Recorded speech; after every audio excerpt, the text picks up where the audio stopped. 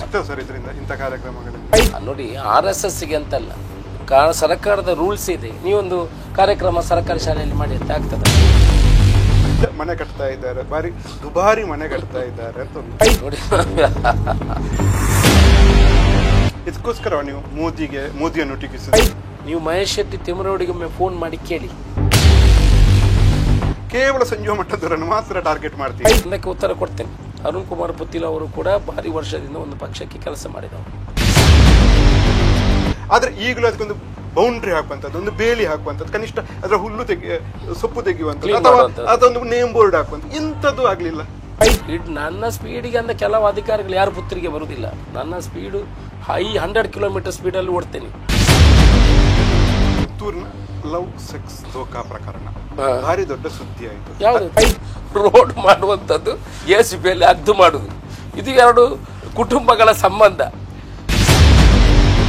ನಿಮ್ಮ ರಾಜಕೀಯ ಗುರು ಯಾರು ಸರ್? ನನ್ನ ರಾಜಕೀಯ ಗುರು. ನಿಖರ ನ್ಯೂಸ್ಗೆ ಸ್ವಾಗತ. ಇವತ್ತು ನಮ್ಮ ಜೊತೆ ಪುತ್ತೂರಿನ ಜನಪ್ರಿಯ ಶಾಸಕರಾದಂಥ ಅಶೋಕ್ ಕುಮಾರ್ ರೈ ಅವರಿದ್ದಾರೆ. ಅವರನ್ನು ಈ ಕಾರ್ಯಕ್ರಮಕ್ಕೆ ಸ್ವಾಗತಿಸ್ತೇವೆ. ಹೇಗೆ ನಡೀತಾ ಇದೆ ತಯಾರಿಗಳು? ತಯಾರಿಗಳು ಒಳ್ಳೆಯ ರೀತಿಯಲ್ಲಿ ನಡೀತಾ ಇದೆ. ಸುಮಾರು 5 ಎಕರೆಯಲ್ಲಿ ಪೆಂಡಾಲ್ ಹಾಕುವ ಮುಖಾಂತರ, ಆನಂತರ ಏನು ಮಹಿಳೆಯರಿಗೆ ಬೇರೆ, ಪುರುಷರಿಗೆ ಬೇರೆ, ಮತ್ತು ವಯಸ್ಸಾದವರಿಗೆ ಬೇರೆ ಹೋಗಲಿಕ್ಕೆ, ಮಕ್ಕಳನ್ನು ಇಟ್ಕೊಂಡು ಬರುವವರಿಗೆ ಊಟ ಉಪಚಾರಗಳು, ಉಡುಗೊರೆಗಳನ್ನು ಕೊಡಲಿಕ್ಕೆ ಸಪರೇಟ್ ಕೌಂಟ್ರುಗಳು, ಸುಮಾರು 25 ಊಟದ ಕೌಂಟ್ರುಗಳು, ಸುಮಾರು 25 ವಸ್ತ್ರ ವಿತರಣೆಯ ಕೌಂಟರ್ಗಳು, ಮತ್ತು CC camera, all security measures, ಒಳ್ಳೆ ರೀತಿಯ ವಾಶ್ರೂಮ್, ಟಾಯ್ಲೆಟುಗಳ ಜೋಡಣೆ, ಮತ್ತು ಪೊಲೀಸ್ ಬಂದೋಬಸ್ತು, ಪಾರ್ಕಿಂಗ್ಗೆ ಬೇಕಾದಂಥ ವ್ಯವಸ್ಥೆಗಳು. ಮಹಾಲಿಂಗೇಶ್ವರ ದೇವಸ್ಥಾನದಲ್ಲಿ ಎಲ್ಲ ಪಾರ್ಕಿಂಗ್ ಎದುರುಗಡೆಯಲ್ಲಿ ಪಾರ್ಕಿಂಗ್ ಮಾಡಿ ಅಲ್ಲಿಂದ ಉಚಿತವಾಗಿ ನಮ್ಮ ಈ ಕಾರ್ಯಕ್ರಮದ ಹತ್ರ ಕರ್ಕೊಂಡು ಹೋಗಿ ಬರುವಂಥದ್ದು, ವಯಸ್ಕರನ್ನು, ಈ ರೀತಿ ಎಲ್ಲ ಜೋಡಣೆಯನ್ನು ಮಾಡಿ ಇಟ್ಟಿದ್ದೇವೆ. ಇನ್ನು ಕಾರ್ಯಕ್ರಮ ಯಶಸ್ವಿಯಾಗಿ. ರೈ ಚಾರಿಟೇಬಲ್ ಟ್ರಸ್ಟ್ಗೆ ಈಗ 12ನೇ ವರ್ಷ. ಹೌದು. ಅಂದರೆ ಇದೊಂದು ಇಲ್ಲಿಯ ಕಲ್ಚರ್ ಅಲ್ಲ. ದಕ್ಷಿಣ ಕನ್ನಡ ಜಿಲ್ಲೆಯಲ್ಲಿ ಈ ಚಾರಿಟೇಬಲ್ ಟ್ರಸ್ಟ್ ಮಾಡೋದು, ಸೀರೆ ಹಂಚುವುದು, ಇಂಥದ್ದೆಲ್ಲ ನಮ್ಮ ಆಡುಭಾಷೆಯಲ್ಲಿ ಹೇಳಿದ್ರೆ ಘಟ್ಟದ ಮೇಲೆ, ಅಥವಾ ಬೆಂಗಳೂರು, ಮೈಸೂರು, ಕರ್ನಾಟಕ, ಉತ್ತರ ಕರ್ನಾಟಕದಲ್ಲಿ ಇದೆ. ಈ ಕಾನ್ಸೆಪ್ಟನ್ನು ಇಲ್ಲಿಗೆ ತರಲಿಕ್ಕೆ ಕಾರಣ ಏನು? ಬಹಳಷ್ಟು ಜನರ ಆರೋಪ ಏನು ಅಂತ ಹೇಳಿದರೆ, ಅದು ನಿಮಗೆ ಒಂದು ಪೊಲಿಟಿಕಲ್ ಬ್ಯಾಕ್ ಬೋನು, ನಿಮಗೆ ಒಂದು ರಾಜಕೀಯಕ್ಕೆ ಏನು ಮೆಟ್ಟಿಲು ಅಂತ ಹೇಳ್ತಾರೆ. ಹೌದದು ಅಲ್ಲ ನೋಡಿ, ಈ ದಕ್ಷಿಣ ಕನ್ನಡದಲ್ಲಿ ಇಂಥ ಕಾರ್ಯಕ್ರಮಗಳನ್ನು ಮಾಡುವುದು ಇಲ್ಲ ಅಂತ ಹೇಳಿದರೆ ಯಾರೂ ಕೂಡ ದುಡ್ಡು ಬಿಚ್ಚುವುದಿಲ್ಲ, ಯಾರು 1 ರೂಪಾಯಿ ಬಿಚ್ಚುವನಿಲ್ಲ. ನೀವು ದಕ್ಷಿಣ ಕನ್ನಡದಲ್ಲಿ ಇಷ್ಟು ಕಾರ್ಯಕ್ರಮಗಳನ್ನು ನೋಡ್ತೀರಿ, ಎಲ್ಲ ದುಡ್ಡು ಕಲೆಕ್ಷನ್ ಮಾಡಿಯೇ ಮಾಡೋದು ಹೊರತು ಯಾರು ಸ್ವಂತ ಖರ್ಚು ಮಾಡಿ 1 ರೂಪಾಯಿ ಬಿಚ್ಚುವವನು ಯಾರಿಲ್ಲ. ದೊಡ್ಡ ದೊಡ್ಡ ಕಾರ್ಯಕ್ರಮಗಳಿಗೆ ನೀವು ಹೋಗ್ಬೋದು, ಫ್ಲಕ್ಸ್ಗಳನ್ನು ನೋಡ್ಬೋದು, ನೋಡ್ತಾ ಇರ್ಬೋದು. ಎಲ್ಲ ಅಲ್ಲಿಂದ ತೆಕೊಂಡು ಇಲ್ಲಿ ಹೆಸರು ತೆಕೊಂಡು ಆ ಕಾರ್ಯಕ್ರಮವನ್ನು ಮಾಡೋದು. ನಾನು ಹಾಗಲ್ಲ. ನಾನು ನನ್ನ ದುಡ್ಡನ್ನು ಖರ್ಚು ಮಾಡಿ ಅಲ್ಲಿಗೆ ಹಾಕಿ, ಅಲ್ಲಿಗೆ ಯಾವುದೇ ಅಡ್ವರ್ಟೈಸ್ಮೆಂಟ್ಗಳನ್ನು ತಗೊಳ್ಳೋದಿಲ್ಲ. ಅಲ್ಲಿ ಒಂದು ಬರಲಿಕ್ಕೆ ಜನರಿಗೆ ಮುಟ್ಟುವ ಥರ ಆ ಮೆಸೇಜನ್ನು ಕೊಡಲಿಕ್ಕೆ ಮಾಡ್ತೇನೆ ಹೊರತು ನಾವು ಇನ್ನೊಂದು ಕಡೆ ಡೊನೇಷನ್ ತೆಕ್ಕೊಂಡು ಮಾಡುವಂಥದ್ದು. ದಕ್ಷಿಣ ಕನ್ನಡದಲ್ಲಿ ಯಾರು ದುಡ್ಡು ಬಿಚ್ಚಿ ಕಾರ್ಯಕ್ರಮ ಮಾಡ್ತಾನೆ ಮತ್ತು ಹೇಳಿ ನೀವು ನನಗೆ? ಯಾರು ಮಾಡೋಲ್ಲ. ಎಲ್ಲ ಆ ಕಡೆಯಿಂದ ಕಲೆಕ್ಷನು, ಈ ಕಡೆಯಿಂದ ಕಾರ್ಯಕ್ರಮ.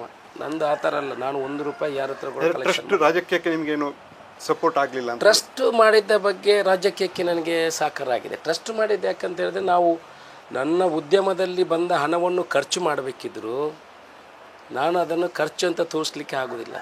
ನಾನು ಟ್ರಸ್ಟ್ಗೆ ಹಾಕಿ ಟ್ರಸ್ಟಿನ ಮುಖಾಂತರ ಅದನ್ನು ಖರ್ಚು ಮಾಡಬೇಕೇ ಹೊರತು ನಾನು ಡೈರೆಕ್ಟ್ ಎಕ್ಸ್ಪೆನ್ಸಸ್ ಮಾಡೋಕ್ಕೆ ಆಗೋದಿಲ್ಲ. ಪ್ಲಸ್ ನನಗೆ ಯಾಕೆ ಈ ಟ್ರಸ್ಟನ್ನು ಮಾಡಿದ್ದೇನೆ ಅಂತ ನೀವು ಕೇಳಿದ್ರೆ, ಖರ್ಚು ಮಾಡಲಿಕ್ಕೆ ಬೇಕಾದಷ್ಟು ದಾರಿಗಳಿದೆ, ಬೇಕಾದಷ್ಟು ಖರ್ಚು ಮಾಡ್ಬೋದು. 1-2 ಗಾಡಿ ತಗೊಳ್ಬೋದು, ಇನ್ನೊಂದು 10 ಫಾರಿನ್ ಟ್ರಿಪ್ಗಳನ್ನು ಹೊಡಿಬೋದು, ಅಲ್ಲದೆ ನಮ್ಮ ಮಕ್ಕಳಿಗೆ, ಹೆಂಡತಿ ಮಕ್ಕಳಿಗೆ ಬಂಗಾರ ಖರೀದಿ ಮಾಡ್ಬೋದು, ಎಲ್ಲ ಮಾಡ್ಬೋದು. ಅವಶ್ಯ ಬೇಕಾದಷ್ಟು ಇದೆ. ಆದರೆ ಟ್ರಸ್ಟ್ ಮಾಡಿದ್ದು ಯಾಕೆ ಅಂತ ಹೇಳಿದರೆ, ನಮ್ಮಲ್ಲಿ ಎಷ್ಟು ಜನ ಬಡವರಿದ್ದಾರೆ ನೋಡಿ. ಇವತ್ತಿಗೂ ಕೂಡ ಮನೆ ಇಲ್ಲದವರು ಇದ್ದಾರೆ, ಇವತ್ತು ಕೂಡ ನಿವೇಶನ ಇಲ್ಲದವರಿದ್ದಾರೆ. ಇವರಿಗೆಲ್ಲ ಯಾವತ್ತು ಮುಕ್ತಿ ಸಿಗುವಂಥದ್ದು? ಬಡವನಾಗಿದ್ದಾನೆ, ದೊಡ್ಡವನಾಗಿಯೇ ಮುಂದೆ ಹೋಗ್ತಾನೆ. ಮಿಡಿಲ್ ಕ್ಲಾಸೇ ಇದ್ದಾನೆ. ಮಿಡಿಲ್ ಕ್ಲಾಸ್ ಅವನು ಅಪ್ಪರ್ ಕ್ಲಾಸ್ ಹೋಗೋದಿಲ್ಲ, ಕೆಳಗೆ ಕ್ಲಾಸ್ಗೆ ಡೌನ್ ಆಗ್ತಾ ಇದ್ದಾನೆ. ಯಾಕಂತ ಹೇಳಿದರೆ ಎಲ್ಲೋ ಕಡೆ ನ್ಯಾಯ ಸಿಗೋದಿಲ್ಲ. ಅದಕ್ಕಾಗಿ ನಾನು ಟ್ರಸ್ಟ್ ಮಾಡಿ, ಆ ಟ್ರಸ್ಟ್ ಮುಖಾಂತರ ಇಷ್ಟೊಂದು ಕೆಲಸಗಳನ್ನು ಮಾಡಿ, ಯಾವುದಕ್ಕೊಂದು ಸಂಸ್ಥೆ ಬೇಕಲ್ಲ. ಈಗ ನನ್ನ ಟ್ರಸ್ಟಲ್ಲಿ 30,000 ಜನ ಫಲಾನುಭವಿಗಳಿದ್ದಾರೆ ಬೇರೆ ಬೇರೆ ಪಡ್ಕೊಂಡು. ಅವರನ್ನು ಆ ಟ್ರಸ್ಟ್ ಇಲ್ಲದ್ರೆ ಆದರೆ ಯಾರ ಮುಖಾಂತರ ಮಾಡಲಿಕ್ಕೆ ಆಗ್ತದೆ? ಅದಕ್ಕಾಗಿ ಆ ಟ್ರಸ್ಟನ್ನು ಮಾಡಿ, ನಾನು ಟ್ರಸ್ಟ್ ಮಾಡುವಾಗಲೂ ಜನ ಹೇಳಿದರು ರಾಜ್ಯಕ್ಕೆ ಮಾಡಿದರು, ಆನಂತರ ಬಂದ್ ಮಾಡ್ತಾರೆ, ನಿಮಗೆಲ್ಲ ಗೊತ್ತಿದೆ, ನೀವು ನೋಡಿದಿರಿ. ನಾನು ನಿರಂತರ ನನಗೆ ಎಲ್ಲಿವರೆಗೆ ಶಕ್ತಿ ಇದೆ ಅಲ್ಲಿವರೆಗೆ ಮಾಡ್ಕೊಂಡು ಹೋಗ್ತೇನೆ. ಈಗ ಈ ಅಶಕ್ತರಿಗೆ, ಬಡವರಿಗೆ ಟ್ರಸ್ಟ್ ಮೂಲಕ ಸಹಾಯ ಮಾಡೋದು, ಈ ಸೀರೆ ಹಂಚುವುದು, ಇಂತಹ ಕಾರ್ಯಕ್ರಮಗಳು, ಅಥವಾ ದಕ್ಷಿಣ ಕನ್ನಡ ಜಿಲ್ಲೆಯನ್ನು ನಾವು ನೋಡಿದರೆ ಧಾರ್ಮಿಕ ಕಾರ್ಯಕ್ರಮವನ್ನು ಹೊರತುಪಡಿಸಿ ನಿಮ್ಮ ಕಾರ್ಯಕ್ರಮಕ್ಕೆ ಮಾತ್ರ ಇಷ್ಟು ಜನ ಸೇರ್ತಾರೆ. ಬೇರೆ ಯಾರ ಕಾರ್ಯಕ್ರಮಕ್ಕೂ, ಅಂದರೆ ಧಾರ್ಮಿಕೇತರ ಕಾರ್ಯಕ್ರಮಗಳಿಗೆ ಅಥವಾ ಧಾರ್ಮಿಕ ಕಾರ್ಯಕ್ರಮದಲ್ಲಿಯೂ ಸೀರೆ ಹಂಚುವಂಥ ನಡೆದರೂ ನಿಮ್ಮಷ್ಟು ಜನ, ಅಂದರೆ ವರ್ಷದಿಂದ ವರ್ಷಕ್ಕೆ ಹೆಚ್ಚುವರಿ ಆಗ್ತಾ ಹೋಗ್ತಾ ಇದ್ದಾರೆ. ಇದರ ಗುಟ್ಟೇನು? ನೋಡಿ, ನಾವು ಬರೀ ಈ ಸೀರೆ ಹಂಚುವ ಕಾರ್ಯಕ್ರಮ ಮಾತ್ರ ಮಾಡೋದಲ್ಲ, ಪೂರ್ತಿ ಒಂದು ವರ್ಷದಲ್ಲಿ ನಿರಂತರ ನಮ್ಮ ಟ್ರಸ್ಟ್ನ ಮುಖಾಂತರ ಬೇರೆ ಬೇರೆ ಕೆಲಸಗಳು ಆಗ್ತಾ ಇದೆ. ಎಲ್ಲ ಕೆಲಸಗಳನ್ನು ನಿಮಗೆ ಮಾಧ್ಯಮದ ಮುಂದೆ ನನ್ನ ಹೇಳಲಿಕ್ಕೆ ಇನ್ನೂ 1 ಗಂಟೆ ಬೇಕಾಗ್ತದೆ. ಆದರೆ 1-2 ಕೆಲಸವನ್ನು ಹೇಳ್ತೀನಿ.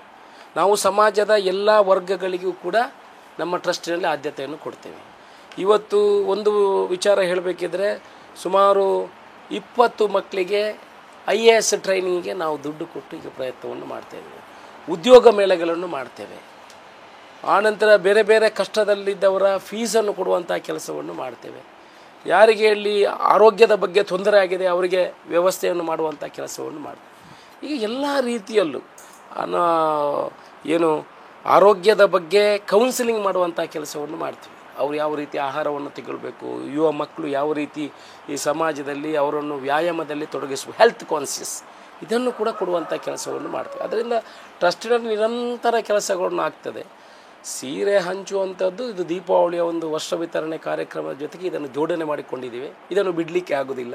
ಜನರು ಅದನ್ನು ಒಪ್ಪಿಕೊಂಡಿದ್ದಾರೆ, ನಮಗೆ ಕೂಡ ಅದರಲ್ಲಿ ಪ್ರೀತಿ ಸಿಗ್ತದೆ, ಮಾಡ್ತಾಯಿದೆ. ಆದರೆ ಈ ಸಲ ಸೀರೆ ಕೊಡ್ತಾ ಇಲ್ಲಲ್ಲ, ಈ ಸಲ ಬೇರೆ ವಸ್ತುಗಳ, ಅಂದರೆ ಕಳೆದ ಸುಮಾರು ವರ್ಷದಿಂದ ಸೀರೆ ಮತ್ತು ನಾವು ಬೆಡ್ಶೀಟು ಈ ಥರ ವರ್ಷ ವಿತರಣೆಯನ್ನು ಮಾಡ್ತಾಯಿದ್ವಿ. ಜನರು ಈಗ ಅವರೇ ಒಂದು ಫೀಡ್ಬ್ಯಾಕನ್ನು ತಗೊಳ್ತೀವಿ. ಈ ಕಾರ್ಯಕ್ರಮ ಮಾಡೋ 1-2 ತಿಂಗಳ ಮೊದಲು ಒಂದು ಫೀಡ್ಬ್ಯಾಕನ್ನು ತಗೊಳ್ತೀವಿ. ಅವರೆಲ್ಲ ಹೇಳಿದ್ದಾರೆ, ಸರ್ ಸೀರೆ ಅವತ್ತಿಂದ ಕೊಡ್ಕೊಂಡು ಬಂದಿದ್ರಿ, ಸೀರೆ ನಮ್ಮ ಹತ್ರ ಇದೆ, ಬೆಡ್ಶೀಟ್ ಇದೆ. ನಾವು ಒಂದು ಮನೆಯಿಂದ 5 ಜನ ಬಂದರೆ 10 ಜನ ಬಂದರೆ 10 ಜನರಿಗೆ ಕೊಡ್ತದೆ. ನಾವೀಗ ಒಂದು ಮಿಕ್ಸಿ ಕೊಡ್ಬೋದು, 10 ಮಿಕ್ಸಿಯನ್ನು ತಗೊಂಡೋಗಿ ಏನು ಮಾಡ್ತಾರೆ? ಇಲ್ಲ ಒಂದು ಗ್ರೈಂಡರ್ ಕೊಡ್ಬೋದು, ಗ್ರೈಂಡರ್ನ ತಗೊಂಡು ಏನು ಮಾಡ್ತಾರೆ? ಈ ನಾವು ಕೊಡುವಂಥ ವಸ್ತುಗಳು ಆ ಮನೆಯಲ್ಲಿದ್ದವ್ರಿಗೆ ಎಲ್ರಿಗೂ ಬಳಕೆ ಆಗಬೇಕು. ಅದಕ್ಕೆ ಈ ಸಲ ಬಟ್ಟಲು, ಪಿಂಗಾಣಿ, ಗ್ಲಾಸ್, ಎಷ್ಟೋ ಮನೆಯಲ್ಲಿ ನಾನು ಹೋಗೋ ನೋಡ್ತೇನೆ, ಭಾರಿ 10 ವರ್ಷದಿಂದ ಬಟ್ಟಲನ್ನು ಯೂಸ್ ಮಾಡೋದು, ಪಿಂಗಾಣಿಯನ್ನು ಯೂಸ್ ಮಾಡೋದು, ಗ್ಲಾಸನ್ನು ಯೂಸ್ ಮಾಡೋದು. ಅದಕ್ಕೆ ಅದನ್ನು ಸ್ವಲ್ಪ ಅಷ್ಟು ನೋಡಿ ಅದರ ಜೊತೆಯಲ್ಲಿ ವರ್ಷ ವಿತರಣೆ ಅಂತ ಹೇಳಿದ್ರೆ ಅದು ಶ್ರೇಷ್ಠ ದಾನಗಳಲ್ಲಿ 2 ದಾನ ಅಂತೆ. ಒಂದು ಅನ್ನದಾನ, ಇನ್ನೊಂದು ವಸ್ತ್ರದಾನ.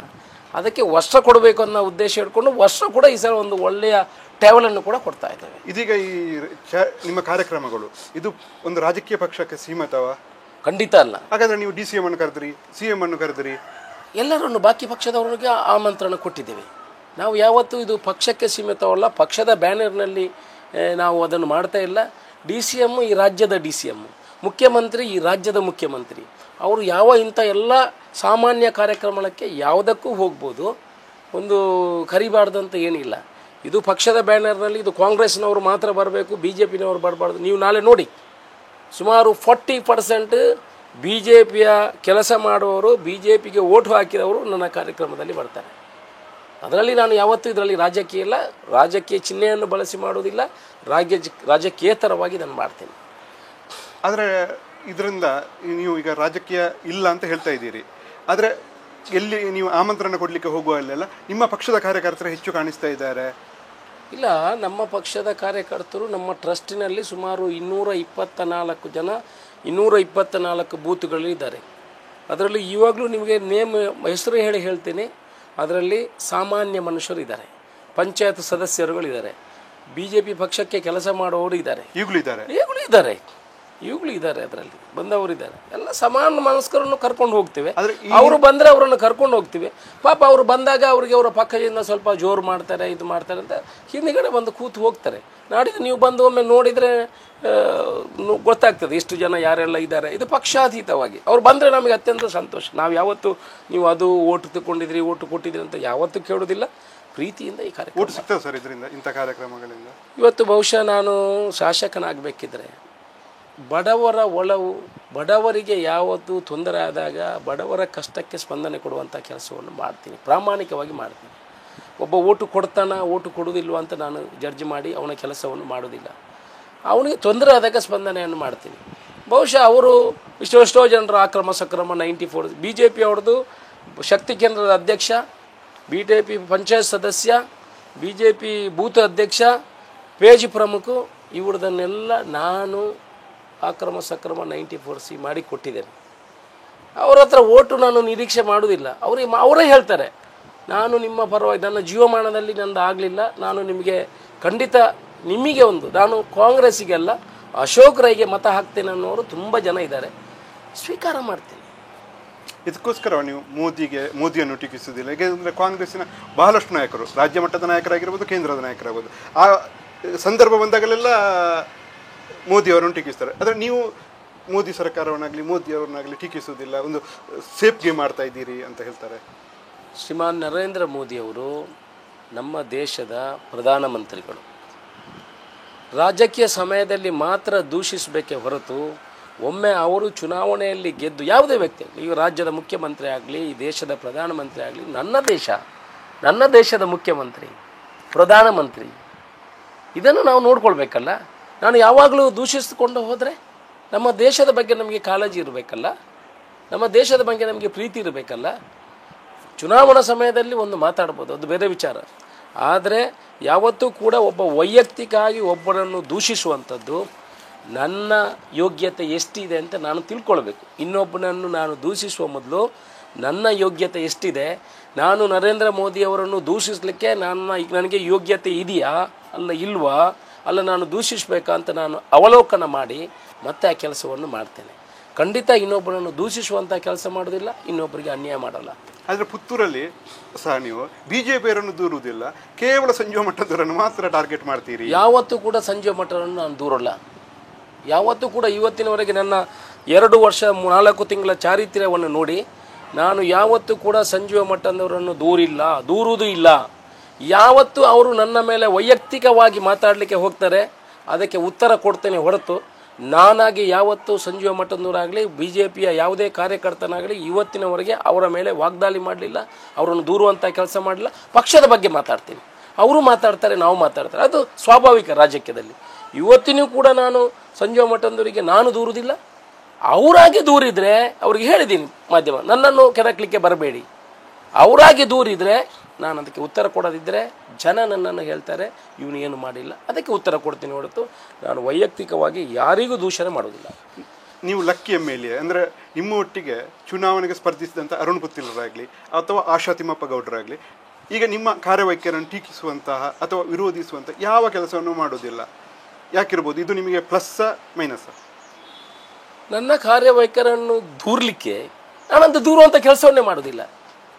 ನಾನು ದೂರುವಂಥ ಕೆಲಸನೇ ಮಾಡೋದಿಲ್ಲ. ದೂರಲಿಕ್ಕೆ ಅವಕಾಶ ಸಿಕ್ಕಿದ್ರೆ ಎಲ್ಲರೂ ದೂಡ್ತಾರೆ. ನಾನು ತಪ್ಪು ಮಾಡಲಿ ಅಂತೆ, ನಾನು ತಪ್ಪು ಮಾಡಲಿ ಅಂತ ದೂಡ್ತಾರೆ. ಹಾಂ ಹೇಳಿ, ಏನೇನು ಹೇಳಿ. ಪುತ್ತಿಲ್ರು ನಿಮ್ಮ ಕ್ಲಾಸ್ಮೇಟ್, ನೀವು ಮೊದಲಿಂದಲೂ ಒಳ್ಳೆ ಸ್ನೇಹ ಇದೆ, ಹಾಗಾಗಿ ನಿಮ್ಮ ಬಗ್ಗೆ ಒಂದು ಸಾಫ್ಟ್ ಕಾರ್ನರ್ ಹೊಂದಿದ್ದಾರೆ. ಹಾಗೇನು ನೋಡಿ, ಪುತ್ತಿಲ ಮತ್ತು ನಾವು 5 ವರ್ಷ ಒಂದೇ ತಟ್ಟೆಯಲ್ಲಿ ಊಟ ಮಾಡಿ ನಾವು ಅತ್ಯಂತ ಆತ್ಮೀಯ ಗೆಳೆಯರು. ನಾನು ಪುತ್ತಿಲಕ್ಕೆ ಅನ್ಯಾಯ ಮಾಡಲಿಲ್ಲ, ಮಾಡುವುದೂ ಇಲ್ಲ. ನಾನು ಅರುಣ್ ಪುತ್ತಿಲಕ್ಕೆ ಅನ್ಯಾಯ ಮಾಡಬೇಕಿದ್ರೆ ಯಾವತ್ತೇ ಮಾಡ್ಬೋದಿತ್ತು, ಇವಾಗಲೂ ಮಾಡ್ಬೋದು. ನಾನು ಮಾಡೋದಿಲ್ಲ. ನಾವು ಎಷ್ಟು ಆತ್ಮೀಯ ಗೆಳೆಯರು, ರಾಜಕೀಯ ಏನೇ ಇರ್ಬೋದು, ವೈಯಕ್ತಿಕವಾಗಿ ವಿ ಆರ್ ಫ್ರೆಂಡ್ಸ್. ನಾನು ಒಬ್ಬನಿಗೆ ಅವರಿಗೆಲ್ಲ ಇನ್ನೊಬ್ಬರಿಗೆ ನನಗೆ ವಿರೋಧಿ ಇದ್ದರು ನಾನು ಅನ್ಯಾಯ ಮಾಡಿ ರಾಜಕೀಯವಾಗಿ ವೈಯಕ್ತಿಕ ವಿಚಾರಗಳನ್ನು ಯಾವತ್ತೂ ನಾನು ತಿಳ್ಕೊಳ್ಳೋದಿಲ್ಲ, ನಾನು ಮಾಡಲೂ ಇಲ್ಲ. ನಾವು ಗೆಳೆಯರು, ಆತ್ಮೀಯ ಗೆಳೆಯರು. ನೀವು ಗೆಲ್ಲಿಕ್ಕೋಸ್ಕರವೇ ಅವರನ್ನು ಕಳೆದ ಚುನಾವಣೆ ನೀವು ನಿಲ್ಲಿಸಿದ್ದಂತೆ, ಹೌದಾ? ಅದು ತಪ್ಪು ಮಾಹಿತಿ. ಪಾಪ ಅರುಣ್ ಕುಮಾರ್ ಪುತ್ತಿಲ ಅವರು ಕೂಡ ತುಂಬ ವರ್ಷದಿಂದ ಒಂದು ಪಕ್ಷಕ್ಕೆ ಅವರಿಗೆ ದುಡ್ಡು ಕೊಟ್ಟಿದ್ದೀರಂತೆ. ಅಲ್ಲ, ಒಂದು ಪಕ್ಷಕ್ಕೆ ನಾವು ಒಂದಕ್ಕೆ ಉತ್ತರ ಕೊಡ್ತೇನೆ. ಅರುಣ್ ಕುಮಾರ್ ಪುತ್ತಿಲ ಅವರು ಕೂಡ ಭಾರಿ ವರ್ಷದಿಂದ ಒಂದು ಪಕ್ಷಕ್ಕೆ ಕೆಲಸ ಮಾಡಿದವರು. ನಾನು ಕೂಡ ಆ ಪಕ್ಷದಲ್ಲಿ ಕೆಲಸ ಮಾಡಿದರು. ನಮ್ಮನ್ನು ಇಬ್ಬರನ್ನು ತುಳಿಯುವಂಥ ಕೆಲಸ ಪಕ್ಷ ಮಾಡಿದರು. ಪಕ್ಷ ಮಾಡಿದ್ದಲ್ಲ, ಅಲ್ಲಿ ಇದ್ದವರು ಮಾಡಿದರು. ಪಕ್ಷ ಮಾಡಿದ್ದಲ್ಲ, ನಮ್ಮನ್ನು ಇಬ್ಬರನ್ನು ತುಳಿಯುವಂಥ ಕೆಲಸ ಆ ಪಕ್ಷದಲ್ಲಿ ಇದ್ದವರು ಮಾಡಿದರು. ಅವರ ಉನ್ನತಿಗಾಗಿ ಅವರು ಉನ್ನತಿ ಆಗಲಿಲ್ಲ. ನಮ್ಮನ್ನು ತುಳಿದರೆ ಪಕ್ಷಕ್ಕೇ ತೊಂದರೆ ಆಗಿದೆ ಹೊರತು ನಮಗೇನು ತೊಂದರೆ ಆಗಲಿಲ್ಲ. ನಾನು ಈ ಪಕ್ಷಕ್ಕೆ ಬಂದು ಸೇರಿ MLA ಆಗಿದ್ದೇನೆ. ಅರುಣ್ ಪುತ್ತಿಲ ಅವರು ಒಂದು ಸಂಘಟನೆಯನ್ನು ಕಟ್ಟಿಕೊಂಡು ಅವರು ಕಾರ್ಯವನ್ನು ಮಾಡ್ತಾಯಿದ್ದಾರೆ. ನಾನು ಅವರಿಗೆ ಚುನಾವಣಾ ಸಮಯದಲ್ಲಿ ದುಡ್ಡು ಕೊಟ್ಟಿದ್ದೇನೆ ಅಂತ ಹೇಳಿದರೆ ತಪ್ಪು ಮಾಹಿತಿ. ಜನ ಏನು ಬೇಕಿದ್ರೂ ಹೇಳ್ತಾರೆ. ಅವರು ನನ್ನ ಹತ್ರ ದುಡ್ಡು ಕೇಳಲೂ ಇಲ್ಲ, ನಾನು ಅವರಿಗೂ ಕೊಡಲೂ ಇಲ್ಲ. ಅವರು ಇವತ್ತು ಕೂಡ ಯಾವುದೇ ಬೇಡಿಕೆಯನ್ನು ನನ್ನ ಹತ್ರ ಇಲ್ಲ. ನಾವು ಸಿಕ್ಕಿದ್ರೆ ಒಳ್ಳೆಯ ರೀತಿಯಲ್ಲಿ ಮಾತಾಡ್ತೀವಿ. ನಿಮ್ಮ ಸಂಪರ್ಕದಲ್ಲಿದ್ದಾರೆ ಈಗಲೂ? ನಾವು ಫಂಕ್ಷನ್ಗೆ ಹೋದಾಗ ನೋಡಿ ಸ್ವಾಮಿ, ಸಂಪರ್ಕ ಹೋಗ ರಾಜಕೀಯದಲ್ಲಿ ಒಂದು ಕತೆ ಇರ್ತದೆ.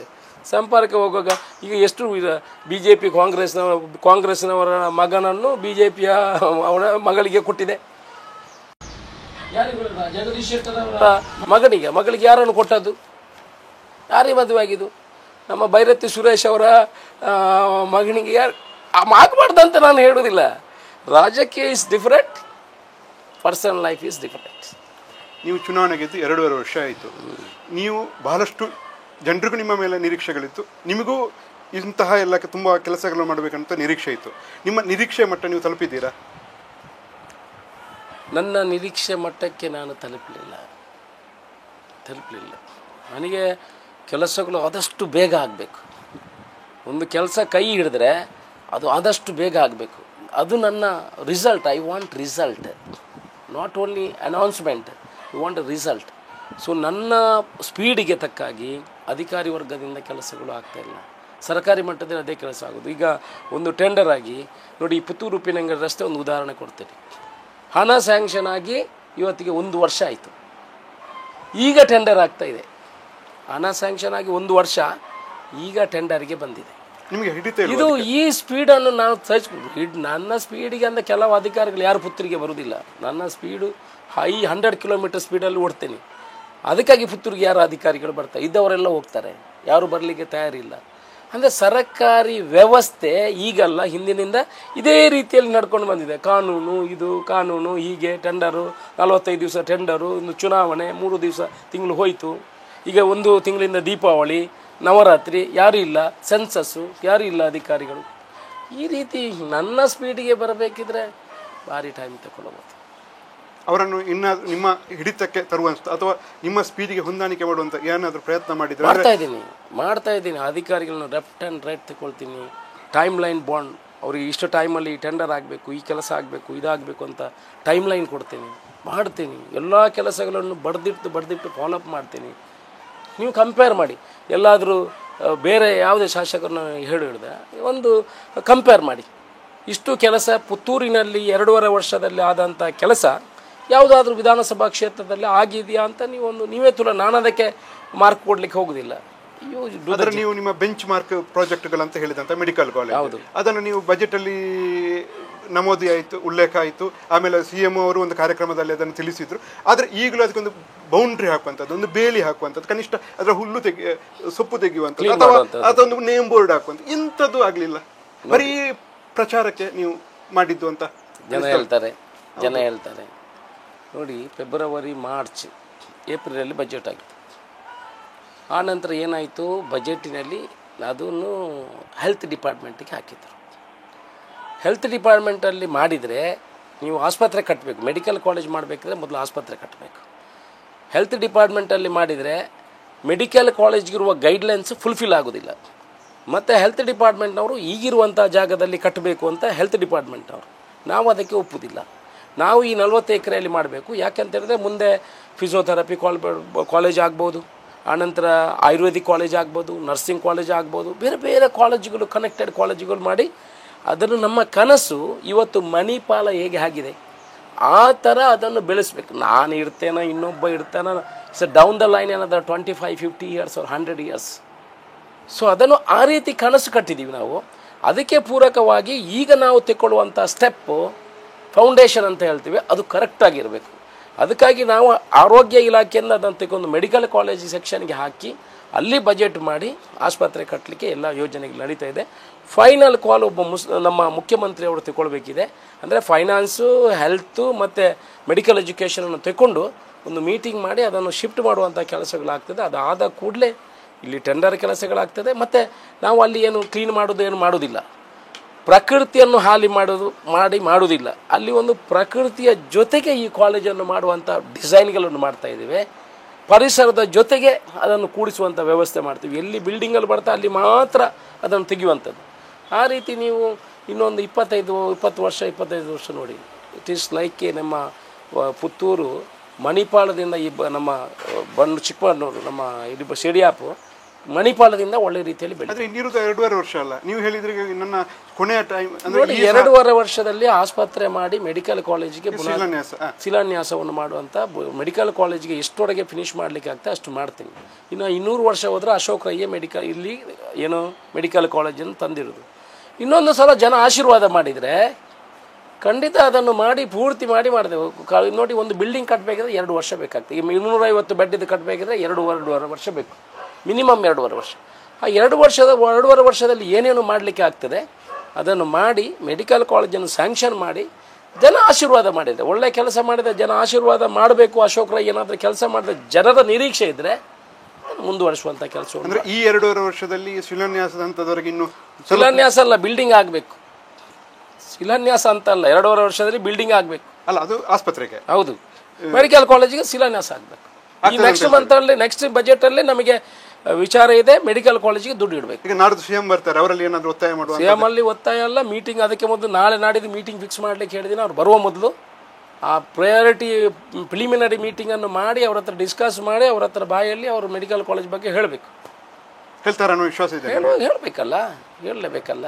ಇನ್ನು ಉಳಿದ ಪ್ರಾಜೆಕ್ಟ್ಗಳು ಅಂದರೆ ಈಗ ನಿಮ್ಮ ಹತ್ರ ಒಂದು ಕ್ರಿಯಾಶೀಲ ಒತ್ತುವರಿ ಆಯಿತು, ಜಾಗ ಕ್ಲೀನ್ ಆಯಿತು, ಆದರೆ ಮಾಸ್ಟರ್ ಪ್ಲ್ಯಾನ್ ಅದೇ ಆಗಲಿಲ್ಲ ಅಂದರೆ ಅಧಿಕಾರಿಗಳು ಆ ಹಂತದಕ್ಕೆ ಹೋಗಲಿಲ್ಲ. ಎಲ್ಲಿಯಾದರೂ ಎಡವ್ತಾ ಇದೆಯಾ ನಿಮ್ಮ ಕನಸು? ನೋಡಿ, ಮಾಸ್ಟರ್ ಪ್ಲ್ಯಾನ್ ಮಾಡಬೇಕಿದ್ರೆ ನೀವೆಷ್ಟು ವರ್ಷದಿಂದ ಪುತ್ತೂರಲ್ಲಿದ್ದೀರಿ? 30 ವರ್ಷ. ಯಾರಾದರೂ ಮಾಸ್ಟರ್ ಪ್ಲ್ಯಾನ್ ಮಾಡಿದ್ನಾ? ಇಲ್ಲ, ಮಾಡಿಲ್ಲ. ಯಾಕೆ ಮಾಡಿಲ್ಲ? ನೀವು ಅವ್ರ ಹತ್ರ ಪ್ರಶ್ನೆ ಯಾಕೆ ಕೇಳಿಲ್ಲ? ನೀವು ಮಾಧ್ಯಮವನ್ನು ಶುರು ಮಾಡಿ ಒಂದು 10 ವರ್ಷ ಆಯಿತು, ಹಿಂದೆ ಕಮಿಟಿಗಳಿತ್ತು, ನೀವು ಅವ್ರ ಹತ್ರ ಈ ಪ್ರಶ್ನೆಯನ್ನು ಕೇಳಿಲ್ಲ, ಯಾಕೆ ನೀವು ಮಾಸ್ಟರ್ ಪ್ಲ್ಯಾನ್ ಮಾಡಿಲ್ಲ ಅಂತ. ನನಗೆ 2 ವರ್ಷ ಆಗಿದೆ, MLA ಆಗಿ 2 ವರ್ಷ 4 ತಿಂಗಳಾಯಿತು. ಎಲ್ಲ ಅಲ್ಲಿ ಯಾರ ಒತ್ತುವರಿಯನ್ನು ತೆಗೆಸಿದ್ದೀನಿ, ಮಾಸ್ಟರ್ ಪ್ಲ್ಯಾನಿಗೆ ಯೋಜನೆಯನ್ನು ಹಾಕಿದ್ದೀನಿ, ಮಾಸ್ಟರ್ ಪ್ಲ್ಯಾನ್ ಮಾಡುವಂಥ ಕೆಲಸವನ್ನು ಮಾಡಿದ್ದೀನಿ. ಮಾಸ್ಟರ್ ಪ್ಲ್ಯಾನ್ ಮಾಡಬೇಕಿದ್ರೆ ನಾವು ಮಾತ್ರ ಅಲ್ಲ, ನಮ್ಮ ಧಾರ್ಮಿಕ ದತ್ತಿ ಇಲಾಖೆಯಲ್ಲಿ ಒಂದು ಅಷ್ಟು ಜನ ಅದಕ್ಕೆ ಬೇಕಾಗುವಂಥ ಈ ದೇವಸ್ಥಾನಕ್ಕೆ ಬೇಕಾಗುವಂಥ ಆರ್ಕಿಟೆಕ್ಟ್ನವರು ಇದ್ದಾರೆ. ಅವರು ಹೋಗಿ ಅಪ್ರೂವ್ ಮಾಡಿ, ನಾವೆಲ್ಲ ಮಾಡಿದ್ದೇವೆ, ಮಾಡಿ ಅವರ ಅಪ್ರೂವಲ್ಗೆ ಕಳಿಸಿದ್ದೀವಿ. ಬಹುಶಃ ಇನ್ನೊಂದು ವಾರದಲ್ಲಿ ಅದು ಬಂದು ಆನಂತರ ಅದನ್ನು ಯಾಕಂದರೆ ಒಮ್ಮೆ ಮಾಸ್ಟರ್ ಪ್ಲ್ಯಾನ್ ಮಾಡಿದ ಮೇಲೆ ಅದನ್ನು ತಂದು ಜನರಲ್ ಪಬ್ಲಿಕ್ಕಿಗೆ ತೋರಿಸ್ತೀವಿ. ಅವರ ಅಪ್ರೂವಲ್ ತಗೊಂಡು ಅದನ್ನು ಒಮ್ಮೆ ಮಾಡಿದ ಮೇಲೆ ಬದಲಾವಣೆ ಮಾಡಲಿಕ್ಕೆ ಚಿಕ್ಕದು ಮಾಡ್ಬೋದು, ಪೂರ್ತಿ ಬದಲಾವಣೆ ಮಾಡೋಕ್ಕಾಗಲ್ಲ. ಅದಕ್ಕಾಗಿ ಮಾಡುವಾಗ ಯಾವುದೇ ಒಂದು ಕೆಲಸವನ್ನು ಮಾಡಿದರೆ ಅಶೋಕ್ ರೈ ಎಷ್ಟು ವರ್ಷ ಇರ್ತಾರ, ಈಶ್ವರ ಭಟ್ರು ಎಷ್ಟು ವರ್ಷ ಇರ್ತಾರ, ಆ ಕಲ್ಪನೆಗಳನ್ನು ನಮ್ಮದು ಏನಿದೆ, ಭಕ್ತಾದಿಗಳ ದುಡ್ಡು ಹಾಳಾಗಬಾರ್ದು, ಯಾವೊಬ್ಬ ಅಧ್ಯಕ್ಷ ಬಂದು ಅದನ್ನು ಏನಾದರೂ ಮಾಡ್ಕೊಂಡು ಹೋಗೋದು ಆಗಬಾರ್ದು. ಅದಕ್ಕೆ ಇದನ್ನು ಮಾಡ್ತಾ ಇದ್ದೇವೆ. 2 ವರ್ಷದಲ್ಲಿ ಮಾಸ್ಟರ್ ಪ್ಲ್ಯಾನನ್ನು 90% ಇಂಪ್ಲಿಮೆಂಟ್ ಮಾಡಿ ಬ್ರಹ್ಮಕಲಶ ಮಾಡುವಂಥ ಕಲ್ಪನೆ ಇದೆ. ಮಾಲಿಂಗೇಶ್ವರನ ಆಶೀರ್ವಾದ ಇದ್ದರೆ ಮಾಡ್ತೀವಿ. ಮತ್ತೊಂದು KMF ಮತ್ತು ಕೊಯ್ಲದಲ್ಲಿ ಖಾಸಗಿ ಹೈನುಗಾರಿಕೆಯ ಕಂಪನಿಗಳನ್ನು ತರುವುದು, ಆ ಮೂಲಕ ಉದ್ಯೋಗ ಕೊಡಿಸುವುದಂತ ಹೇಳಿದಿರಿ. ಅದು ಇಲ್ಲಿವರೆಗೆ ತಲುಪಿತು ಸರ್? ನೋಡಿ, KMF ಬಗ್ಗೆ ನೀವು ಕೇಳಿದ್ರಿ. KMFಗೆ ಜಾಗ ಕೊಡುವಂಥ ಕೆಲಸವನ್ನು ಮಾಡಿದ್ವಿ. ಅಲ್ಲಿ ಬೋರ್ಡ್ ಚೇಂಜ್ ಆಗಿದೆ. ಅವರಿಗೆ ಅಲ್ಲಿ ಸ್ವಲ್ಪ ಟೆಕ್ನಿಕಲ್ ಪ್ರಾಬ್ಲಮ್ಗಳು ಇತ್ತು. ಆ್ಯಕ್ಚುಲಿ ಅದೇ ಅವರೇ ಮಾಡಬೇಕು, ಲೀಗಲ್ ಕೆಲವು ಪೇಪರ್ಸ್ಗಳನ್ನ ಅವರೇ ಮಾಡಬೇಕು. ನೀವು ನಂಬ್ತೀರಾ ಬಿಡ್ತೀರಾ ನನಗೆ ಗೊತ್ತಿಲ್ಲ, ನಾನು ನನ್ನ ಜನವನ್ನು ಕಳಿಸಿ ಅವರಿಗೆ ಬೇಕಾಗುವಂಥ ಎಲ್ಲ ಪೇಪರ್ಗಳನ್ನು ತೆಗೆದುಕೊಟ್ಟು ಅವರನ್ನು ಮೀಟಿಂಗ್ ಕರೆದಿದ್ದೀನಿ. ಈಗ ಏನಾಗಿದೆ, ಅಧ್ಯಕ್ಷರು ಬೇರೊಬ್ಬರು ಬಂದಿದ್ದಾರೆ.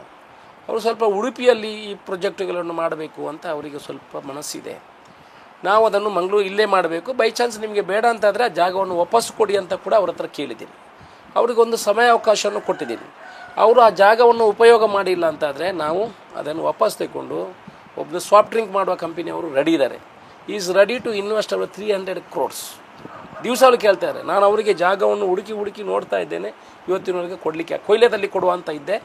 ಅದು ಒಂದು ಸ್ವಲ್ಪ ಎನಿಮಲ್ ಝೋನ್ ಮಾಡುವ ಇದರಲ್ಲಿ ಅದನ್ನು ಮಾಡಲಿಕ್ಕೆ ಆಗಲಿಲ್ಲ.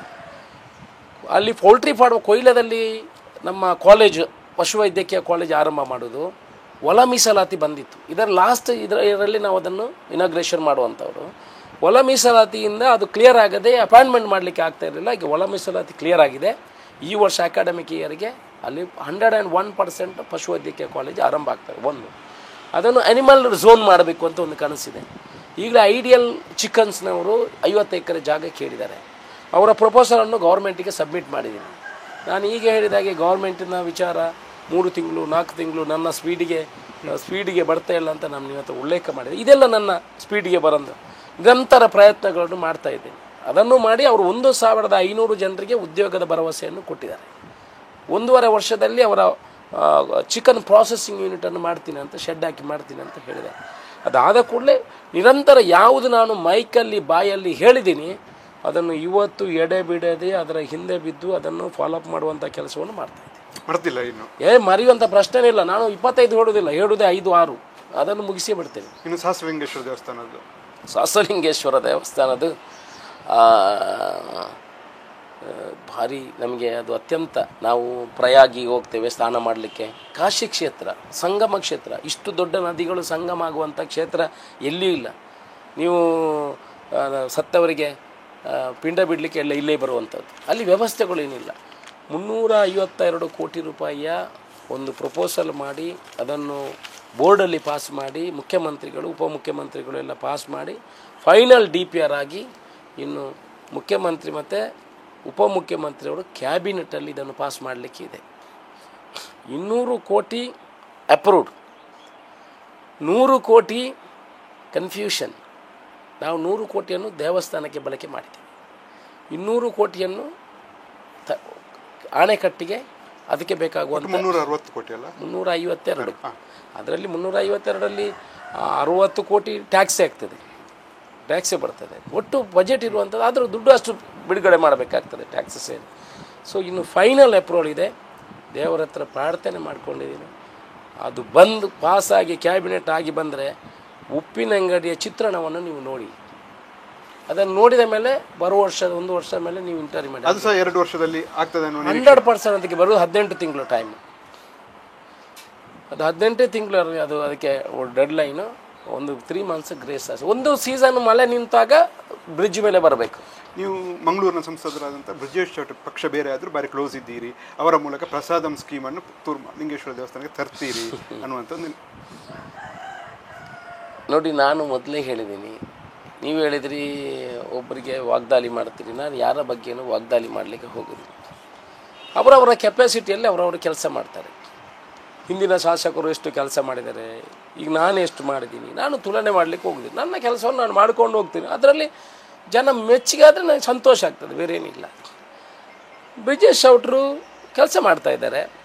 ಅವರಿಗೆ ಇಡುವಂಥ ಕೇಂದ್ರ ಸರ್ಕಾರದಲ್ಲಿ ನನಗೆ ಗೊತ್ತಿದೆ, ನಾನು ಕೇಂದ್ರ ರಾಜ್ಯ ಎಲ್ಲೆಲ್ಲಿ ಎಷ್ಟೆಷ್ಟು ಕೆಲಸ ಆಗ್ತದೆ, ಒಬ್ಬ MP ಹತ್ರ ಎಷ್ಟು ಕೆಲಸ ಆಗ್ತದೆ, ಒಬ್ಬ ಕೇಂದ್ರದ ರಾಜ್ಯ ಸಚಿವರ ಹತ್ರ ಎಷ್ಟು ಕೆಲಸ ಆಗ್ತದೆ, ಒಬ್ಬ ಕೇಂದ್ರದ ಮಂತ್ರಿ ಹತ್ರ ಎಷ್ಟು ಕೆಲಸ ಆಗ್ತದೆ, ಇದನ್ನೆಲ್ಲ ಭಾರಿ ಹತ್ತಿರದಿಂದ ನೋಡಿದ್ದೀನಿ. ಒಂದು ಮರು ಪ್ರಶ್ನೆ ನಿಮಗೆ ಆಗ್ತೀನಿ.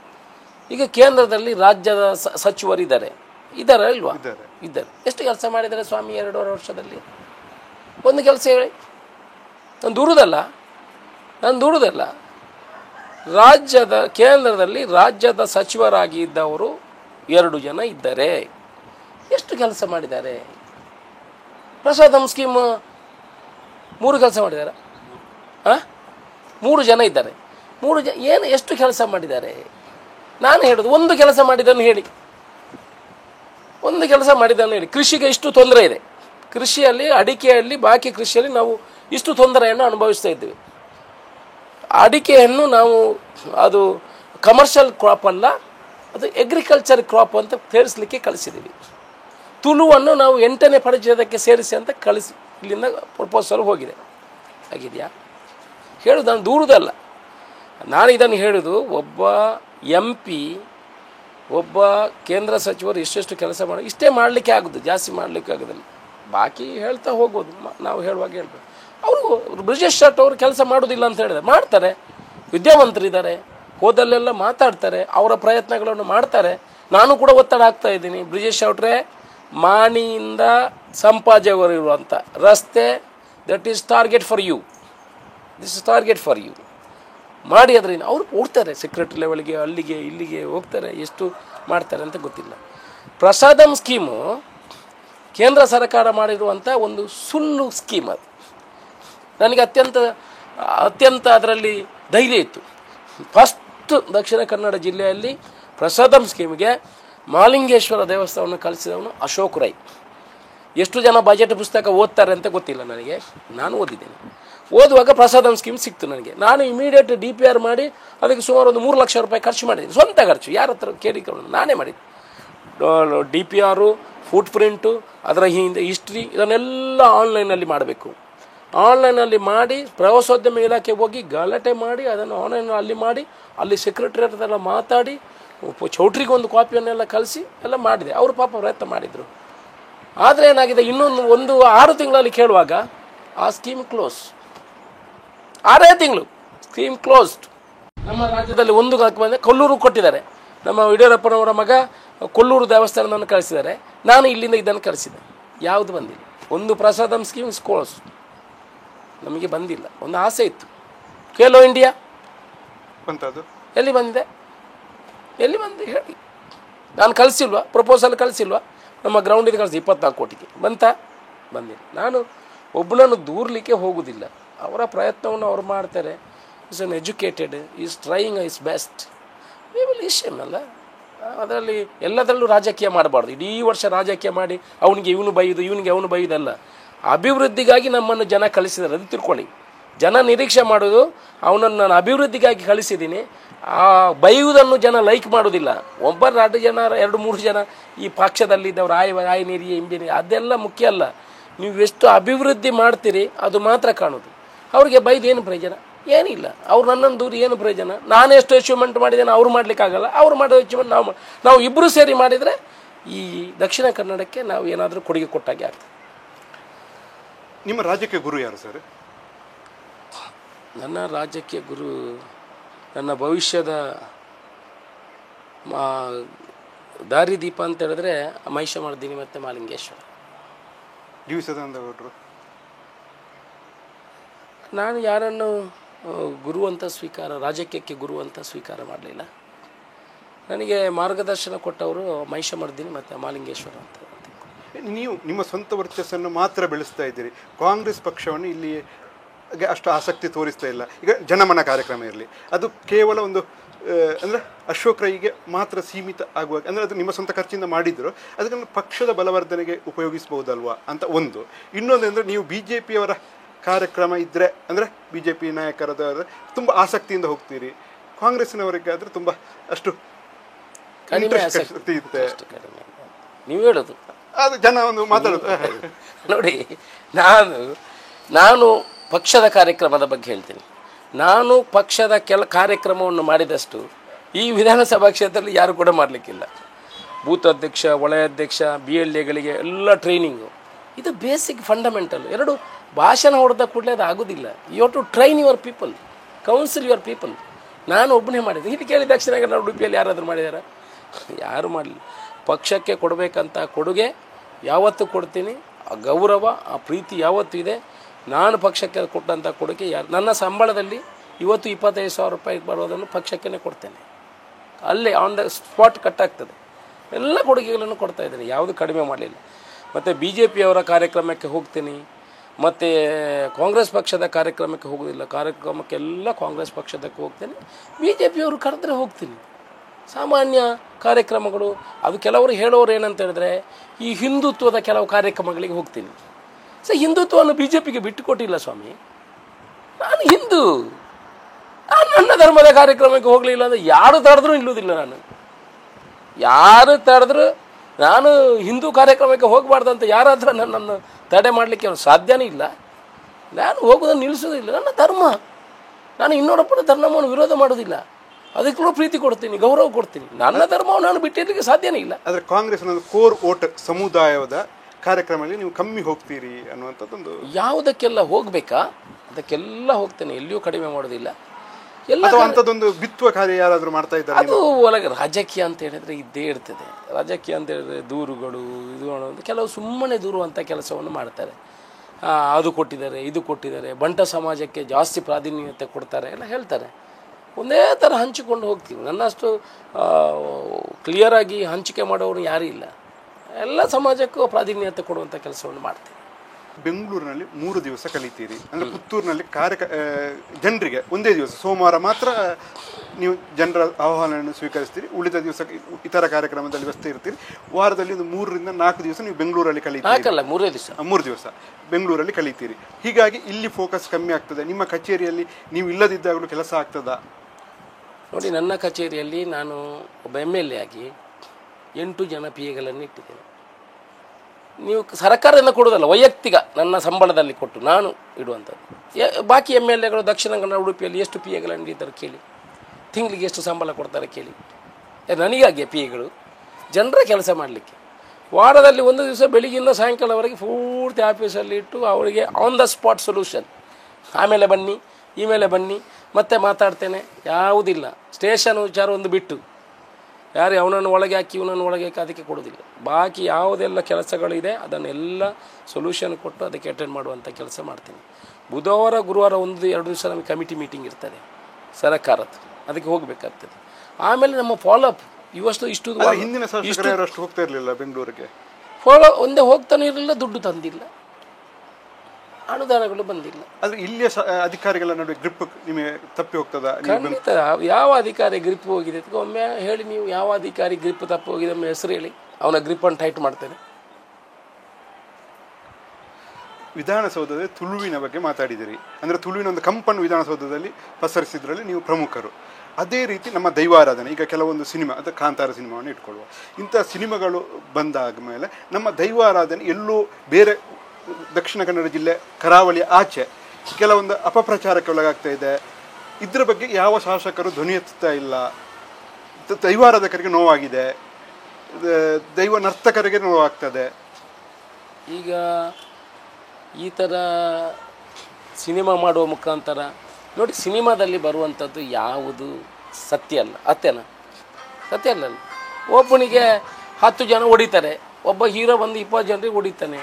ಯಾವುದೋ ಒಂದು ಕತೆ ಕಟ್ಟಿಕೊಂಡು ಮಾಡುವಂಥದ್ದು ಸಿನಿಮಾ. ನನಗೆ ಸಿನಿಮಾದಲ್ಲಿ ಆಸಕ್ತಿ ಭಾರಿ ಕಡಿಮೆ. ನಾನು ನೋಡೋದೇ ಇಲ್ಲ. ಯಾವತ್ತೂ ನಾನು 23 ವರ್ಷ ಆಗಿರ್ಬೋದು. ಮೊನ್ನೆ ಒಂದು ಯಾವುದೋ ಒಂದು ತುಳುನವರು ಬಂದು ಸ್ವಲ್ಪ ಹೊತ್ತು ನೋಡಿ ಬಂದಿದ್ದೇನೆ ಹೊರತು ನಾನು ಒಂದು 20 ವರ್ಷ ಆಗಿರ್ಬೋದು ಸಿನಿಮಾ ನೋಡದೆ. ನಾನು ನೋಡಲಿಕ್ಕೆ ಹೋಗೋದಿಲ್ಲ. ಮತ್ತು ಈ ತುಳುವಿಗೆ ಸ್ವಲ್ಪ ಸಹಕಾರ ಮಾಡಬೇಕಂತ ಸ್ವಲ್ಪ ನಮ್ಮ ಮನೆಯವ್ರನ್ನೆಲ್ಲ ಕಳಿಸ್ತೀನಿ. ನಾನೊಂದು ಅರ್ಧ ಗಂಟೆ ನೋಡಿ ಎಲ್ಲ ಬರ್ತೀನಿ ಅವರಿಗೆ. ಬಟ್ ಸಿನಿಮಾದಲ್ಲಿ ಆಗುವಂಥ ಕತೆಗಳು ಅದರಿಂದ ನೋವಾಗಿದೆ ಅಂತ ಹೇಳುವಂಥದ್ದು ಒಂದು ನನ್ನಿನ ಗಮನಕ್ಕೆ ಯಾರು ತಂದಿಲ್ಲ. ನಮಗೆ ಈ ಸಿನಿಮಾದಿಂದ ನೋವಾಗಿದೆ, ಇದನ್ನು ಬಗ್ಗೆ ನೀವು ಮಾತಾಡಬೇಕು ಅಂತ ನನಗೆ ಯಾರೂ ಕೂಡ ಇವತ್ತಿನ ನೀವು ಹೇಳಿಯೇ ಗೊತ್ತಾಗಿದ್ದು. ಅಂಥದ್ದು ಗೊತ್ತಾದರೆ ಅದಕ್ಕೆ ಯಾವ ರೀತಿ ಪರಿಹಾರ ಮಾಡ್ಕೊಳ್ಬೇಕು. ಇವರು ಒಂದು ಕಷ್ಟ ಬಂದು ಸಿನಿಮಾ ಮಾಡ್ತಾರೆ, ನಮ್ಮ ವಿಚಾರಗಳನ್ನು ಈ ವಿಶ್ವದಲ್ಲಿ ತೋರಿಸುವಂಥ ಪ್ರವೃತ್ತಿಯನ್ನು ಮಾಡ್ತಾರೆ. ಸಿನಿಮಾ ನೋಡಿದವರು ಕೂಡ ನನಗೆ ಯಾರು ಹೇಳಿಲ್ಲ ಈ ಸಿನಿಮಾದಿಂದ ನಮ್ಮ ಭಾವನೆಗಳಿಗೆ ಧಕ್ಕೆ ಆಗಿದೆ ಅಂತ ಯಾರು ಕೂಡ ಹೇಳಿಲ್ಲ. ಬಹುಶಃ ಅಂಥ ವಿಚಾರಗಳು ಬಂದರೆ ನಾನು ನೋಡಲಿಲ್ಲ, ನೋಡಿ ಅದಕ್ಕೆ ಏನು ಪರಿಹಾರ ಕೊಡ್ಬೋದು, ಇನ್ನು ಮುಂದೆ ಅಂಥ ತೊಂದರೆಗಳು ಆಗದ ಥರ ಆ ಭಾವನೆಗಳಿಗೆ ಧಕ್ಕೆ ಬರೋ ಥರ ಆಗುವಂಥದ್ದನ್ನು ಮಾಡಬಹುದು. ವಿಧಾನಸೌಧದಲ್ಲಿ ಈ ಬಗ್ಗೆ ಧ್ವನಿ ಎತ್ತುವಂಥ ಅವಶ್ಯಕತೆ ಇಲ್ಲ. ಇದಕ್ಕೆ ವಿಧಾನಸೌಧದಲ್ಲಿ ಧ್ವನಿ ಎತ್ತಲಿಕ್ಕೆ ಬೇಕಾದಷ್ಟು ಸಂಗತಿ ಇದೆ, ಇದಕ್ಕೆಲ್ಲ ಧ್ವನಿ ಎತ್ತಬೇಕಂತ ಇಲ್ಲ. ಬೇಕಾದಷ್ಟು ತುಳುವನ್ನು ಹೆಚ್ಚುವರಿ ವ್ಯಾಸ ಮಾಡಿ, ಕಮಲವನ್ನು ಆದ್ಯತೆ ಕೊಡಿ, ಯಕ್ಷಗಾನಕ್ಕೆ ಕೊಡಿ, ತುಳುನಾಟಕ್ಕೆ ಸಬ್ಸಿಡಿ ಕೊಡಿ, ದಕ್ಷಿಣ ಕನ್ನಡಕ್ಕೆ ಮೆಡಿಕಲ್ ಕಾಲೇಜ್ ತುಳು ಮಾತಾಡೋರಿಗೆ ಹೆಚ್ಚಿನ ಸೀಟು ಕೊಡಿ. ಇದೆಲ್ಲ ನಮ್ಮ ಬೇಡಿಕೆ. ಇದನ್ನೆಲ್ಲ ಧ್ವನಿ ಎತ್ತುವುದು ದೊಡ್ಡ ಕೆಲಸ ಅಲ್ಲ. ನಮ್ಮ ದೊಡ್ಡ ದೊಡ್ಡ ಸಬ್ಜೆಕ್ಟ್ಗಳಿದೆ. ಈಗ ಏರ್ಪೋರ್ಟು ಎಷ್ಟೋ ಆಕ್ಸಿಡೆಂಟ್, ಅದರ ಬಗ್ಗೆ ಧ್ವನಿ ಎತ್ತಿದ್ದೀನಿ, ಆಯ್ತು ಕೆಲಸ. ಯಾರಾದರೂ ಹೇಳಿದ್ರಾ? ನೀವು ಮಾಧ್ಯಮದಲ್ಲಿ ತಪ್ಪು ಮಾಡಿದರೆ ಬೇಗ ಹೇಳ್ತೀರಿ. ಏರ್ಪೋರ್ಟಲ್ಲಿ 32 ಎಕರೆ ಜಾಗ ಕೋಳದ ಎಷ್ಟು ವರ್ಷ ಆಯಿತು ಸ್ವಾಮಿ ಆಕ್ಸಿಡೆಂಟ್ ಆಗಿ? 20 ವರ್ಷ ಆಯಿತು. ಇವತ್ತಿನವರೆಗೆ ರನ್ವೇ ವಿಸ್ತರಣೆ ಮಾಡಲಿಕ್ಕೆ ಯಾರಾದರೂ ಜಾಗ ಕೊಟ್ಟರಾ? ಕೊಡಲಿಲ್ಲ. ಅಶೋಕ್ ರೈ 3 ಸಲ ಧ್ವನಿ ಎತ್ತಿದ ನಂತರ ಈಗ ಅದಾನಿ ಅವರು ಲೆಟ್ರ್ ಬರೆದು ದುಡ್ಡು 60 ಕೋಟಿಯ 100 ಕೋಟಿಯನ್ನು ಬಿಡುಗಡೆ ಮಾಡುವಂಥ ಕೆಲಸ ಆಯಿತು. ಒಳ್ಳೆಯ ಕೆಲಸವನ್ನು ಹೇಳುವವರು ಭಾರಿ ಕಡಿಮೆ. ಅಲ್ಲಿ ಇನ್ನೊಂದು ಫ್ಲೈಟ್ ಬಿದ್ದರೆ ತೋರಿಸ್ತಾರೆ, ಅಶೋಕ್ ರೈ ಇವತ್ತು ಮಾತಾಡಿದರು, ಇದಾಯಿತು. ನಾನು ಬೀಳಲಿ ಅಂತ ಹೇಳೋದಲ್ಲ, ಬೀಳುವ ಮೊದಲು ನಾವು ರೆಡಿ ಆಗಬೇಕಲ್ಲ, ಅದನ್ನು ಮಾಡಬೇಕಲ್ಲ. This is all development of the district. ಆದರೆ ಮುರದಲ್ಲಿ ಈಗ ಮೊನ್ನೆ ಒಬ್ಬರು ಅಪೂರ್ವ ಅಂತ ಒಬ್ಬ ಹೆಣ್ಣು ಮಕ್ಕಳು ತೀರಿದ್ರು, ಸಾಮಾಜಿಕ ಜಾಲತಾಣದಲ್ಲಿ ದೊಡ್ಡ ಇಶ್ಯೂ ಆಯಿತು, ಅದರ ಬಗ್ಗೆ ಚರ್ಚೆ ಆಯಿತು. ಅಲ್ಲಿ 7-8 ಸಾವುಗಳು ಈಗಾಗಲೇ ಸಂಭವಿಸಿದೆ ಅಂತ ಹೇಳ್ತಾರೆ. ಅದರ ಬಗ್ಗೆ ಏನಾದರೂ ಒಂದು 7-8 ಸಾವುಗಳು ಸಂಭವಿಸಿದ ಬಗ್ಗೆ ನನಗೆ ಮಾಹಿತಿ ಇಲ್ಲ. 2 ಸಾವುಗಳು ಸಂಭವಿಸಿದೆ. ಒಂದು ಮೊನ್ನೆ ಅಪೂರ್ವ ಅವರು ಆಕ್ಸಿಡೆಂಟ್ ಆಗಿರೋದು, ಆನಂತರ ಇನ್ನೊಬ್ಬರು ಬೈಕಿನವರು ಮುಸ್ಲಿಂ ಒಬ್ಬರು ತೀರು ಹೋಗಿದ್ದಾರೆ. ಟರ್ನ್ ಮಾಡಿ ಹೋಗುವಾಗ ಅಲ್ಲಿ ಸ್ಟ್ರೈಟ್ ರೋಡ್ ಇದೆ, ಆ ಕಡೆಯಿಂದ ಬರೋವಾಗ ಒಂದು ರೈಲ್ವೆ ಅವರು ಇದು ಕೊಟ್ಟಿದ್ದಾರೆ. ಅಲ್ಲಿ ಒಂದು ನಾವು ಏನು ಹಂಪ್ ಹಾಕಲಿಕ್ಕೆ ಪ್ಲ್ಯಾನ್ ಮಾಡಿದ್ವಿ. ಹಂಪ್ ಹಾಕಲಿಕ್ಕೆ ಆಗೋದಿಲ್ಲ, ಯಾಕಂದರೆ ನೇಷನಲ್ ಹೈವೇಯಲ್ಲಿ ಹಂಪ್ ಹಾಕಲಿಕ್ಕೆ ಗೈಡ್ಲೈನ್ಸ್ ಪ್ರಕಾರ ಸುಪ್ರೀಂ ಕೋರ್ಟ್ ಆದೇಶ ಪ್ರಕಾರ ಇಲ್ಲ. ಅಲ್ಲಿಗೆ ಒಂದು ರಬ್ಬರ್ ಇದನ್ನು ಹಂಪನ್ನು ಹಾಕುವಂಥ ಕೆಲಸವನ್ನು ಮಾಡಿದ್ದೇವೆ. ಮುಂದೆ ಅದಕ್ಕೆ ಏನು ಬೇಕಾ ನಿನ್ನೆ ಅಧಿಕಾರಿಗಳ ಹತ್ರ ಎಲ್ಲ ಮಾತುಕತೆಯನ್ನು ಮಾಡಿದ್ದೀನಿ. ಅದಕ್ಕೆ ಯಾವ ರೀತಿ ಆಕ್ಸಿಡೆಂಟ್ ಆಗದ ಥರ ಯಾವ ರೀತಿ ಪ್ರಿಕಾಷನ್ ಇನ್ನು ಸ್ವಲ್ಪ ಒಂದು ವರ್ಷದ ಒಳಗೆ ನಾನು ಈಗ ಹೇಳಿದೆ ನೇಷನಲ್ ಹೈವೇ 4 ಲೈನ್ ಆಗ್ತದೆ, ಅದು ನಮ್ಮ ಕಲ್ಪನೆ ಇದೆ. ಆ 4 ಲೈನ್ ಆದ ಕೂಡಲೇ ಆ ಪ್ರಾಬ್ಲಮ್ಸ್ ಎಲ್ಲ ಸಾಲ್ವ್ ಆಗ್ತದೆ, ಅಂಡರ್ ಪಾಸಲ್ಲಿ ಮಾಡಬೇಕಾಗ್ತದೆ, ಅದನ್ನೆಲ್ಲ ಮಾಡ್ತೀವಿ. ಅಲ್ಲಿವರೆಗೆ ಏನು ಪ್ರಿಕಾಷನ್ ಬೇಕೋ ಅದನ್ನು ತಗೊಳ್ಳುವಂಥ ಒಂದು ವಾರದಲ್ಲಿ ಅವರ ನೇಷನಲ್ ಹೈವೇವನ್ನು ಕರೆದೋದಕ್ಕೆ ಬೇಕಾಗುವಂಥ ಕೆಲಸವನ್ನು ಮಾಡ್ತೀವಿ. ಇನ್ನು ನಿಮ್ಮೊಂದು ವೈಯಕ್ತಿಕ ವಿಚಾರ, ಶಾಸಕರು ಜಿಲ್ಲೆಯಲ್ಲಿ ಅತಿ ದೊಡ್ಡ ಮನೆ ಕಟ್ತಾ ಇದ್ದಾರೆ, ದುಬಾರಿ ಮನೆ ಕಟ್ತಾ ಇದ್ದಾರೆ ಅಂತ ಒಂದು ಸುದ್ದಿ. ಎಷ್ಟು ಕೋಟಿ ವೆಚ್ಚದಲ್ಲಿ ಅದು ತಯಾರಾಗ್ತಾ ಉಂಟು ಸರ್? ನೋಡಿ, ನಾನು ಈ ರಾಜಕೀಯಕ್ಕೆ ಸೇರುವ ಮೊದಲು ಒಂದು ಪ್ರಶ್ನೆ ಮಾಡಿದ್ದೆ. ಆಗ ನಾನು ಹೇಳಿದ್ದೆ ಮನೆ ಕಟ್ಟಲಿಕ್ಕೆ ಶುರುವಾಗಿ 3 ವರ್ಷ ಆಯಿತು ರಾಜ್ಯಕ್ಕೆ MLA ಆಗೋ ಮೊದಲು. ಆಗಲೇ ನಾನು ಪ್ರಶ್ನೆ ಅವ್ರಿಗೆ ಹೇಳ್ಬಿಟ್ಟೆ, ನಾನೊಂದು ಮನೆ ಕಟ್ತಾ ಇದ್ದೇನೆ, ನನ್ನ ರಾಜಕೀಯಕ್ಕೆ ಮನೆಗೆ ಇದನ್ನು ಜೋಡಣೆ ಮಾಡಬೇಡಿ ಅಂತ ಆಗಲೇ ಹೇಳಿದ್ದೆ.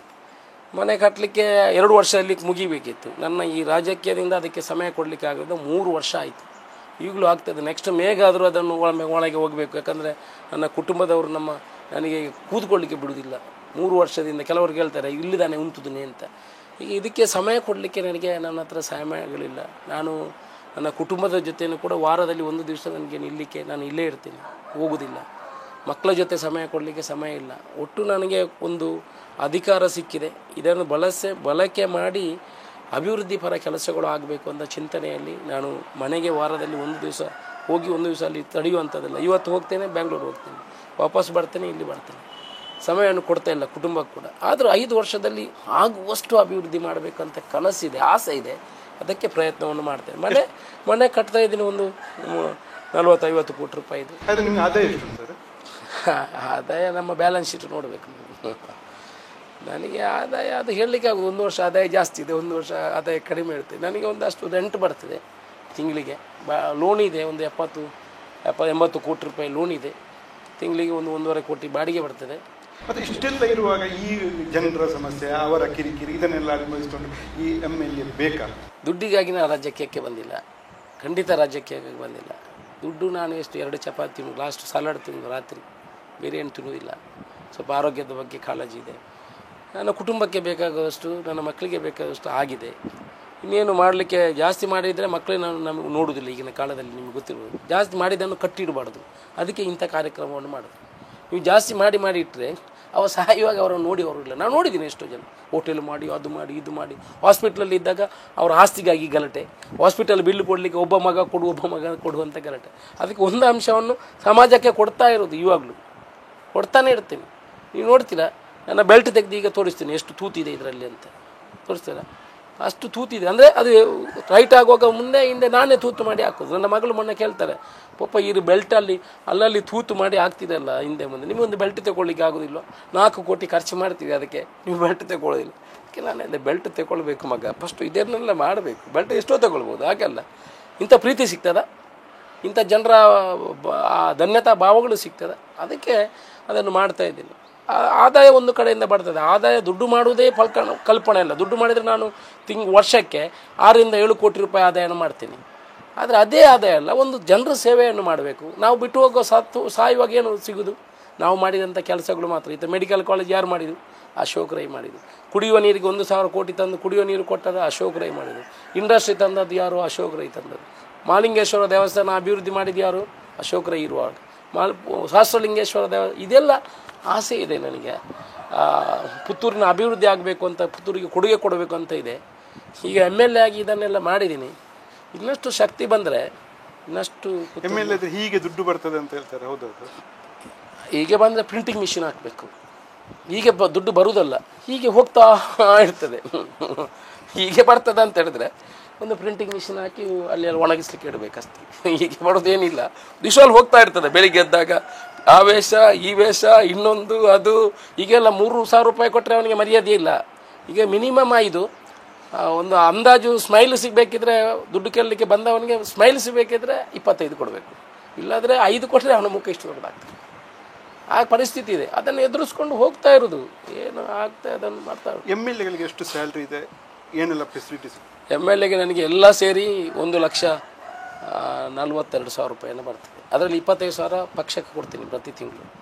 ನಾನು ಇಲ್ಲಿ ಒಂದು 3.5 ಲಕ್ಷ ರೂಪಾಯಿ ನನ್ನ MPAಗಳಿಗೆ ಸಂಬಳ ಕೊಡ್ತೇನೆ. ನಾನು ಹಿಂದೆನೇ ಹೇಳಿದ್ದೀನಿ, ನಾನು ಬಂದ ಸಂಬಳವನ್ನು 1 ರೂಪಾಯಿ ನಾನು ಬಳಕೆ ಮಾಡೋದಿಲ್ಲ, ಅದನ್ನು ಬಾಕಿಯವರ ಇದಕ್ಕಾಗಿ ಬಳಕೆ ಮಾಡ್ತೇನೆ. ನಾನು ನನ್ನ ಒಂದು ಬಿಲ್ಡಿಂಗಲ್ಲಿ ಒಂದು 15 ಲಕ್ಷ ಬಾಡಿಗೆ ಬರ್ತದೆ, ಅದನ್ನು ತಿಂಗಳಿಗೆ ನನಗೆ ಖರ್ಚಿಗೆ ಅಂತ ಇಟ್ಕೊಳ್ತೀನಿ. ನನಗಾಗಿ ಅದನ್ನು ನನ್ನ ವ್ಯವಹಾರಕ್ಕಾಗಿ ಸೇರಿಸೋದಿಲ್ಲ, ನನ್ನ ಖರ್ಚಿಗೆ ಬಳಕೆ ಮಾಡ್ತೇನೆ. ಅಲ್ಲ, PAಗೆಲ್ಲ ಸರ್ಕಾರವೇ ಕೊಡುವುದಿಲ್ವ?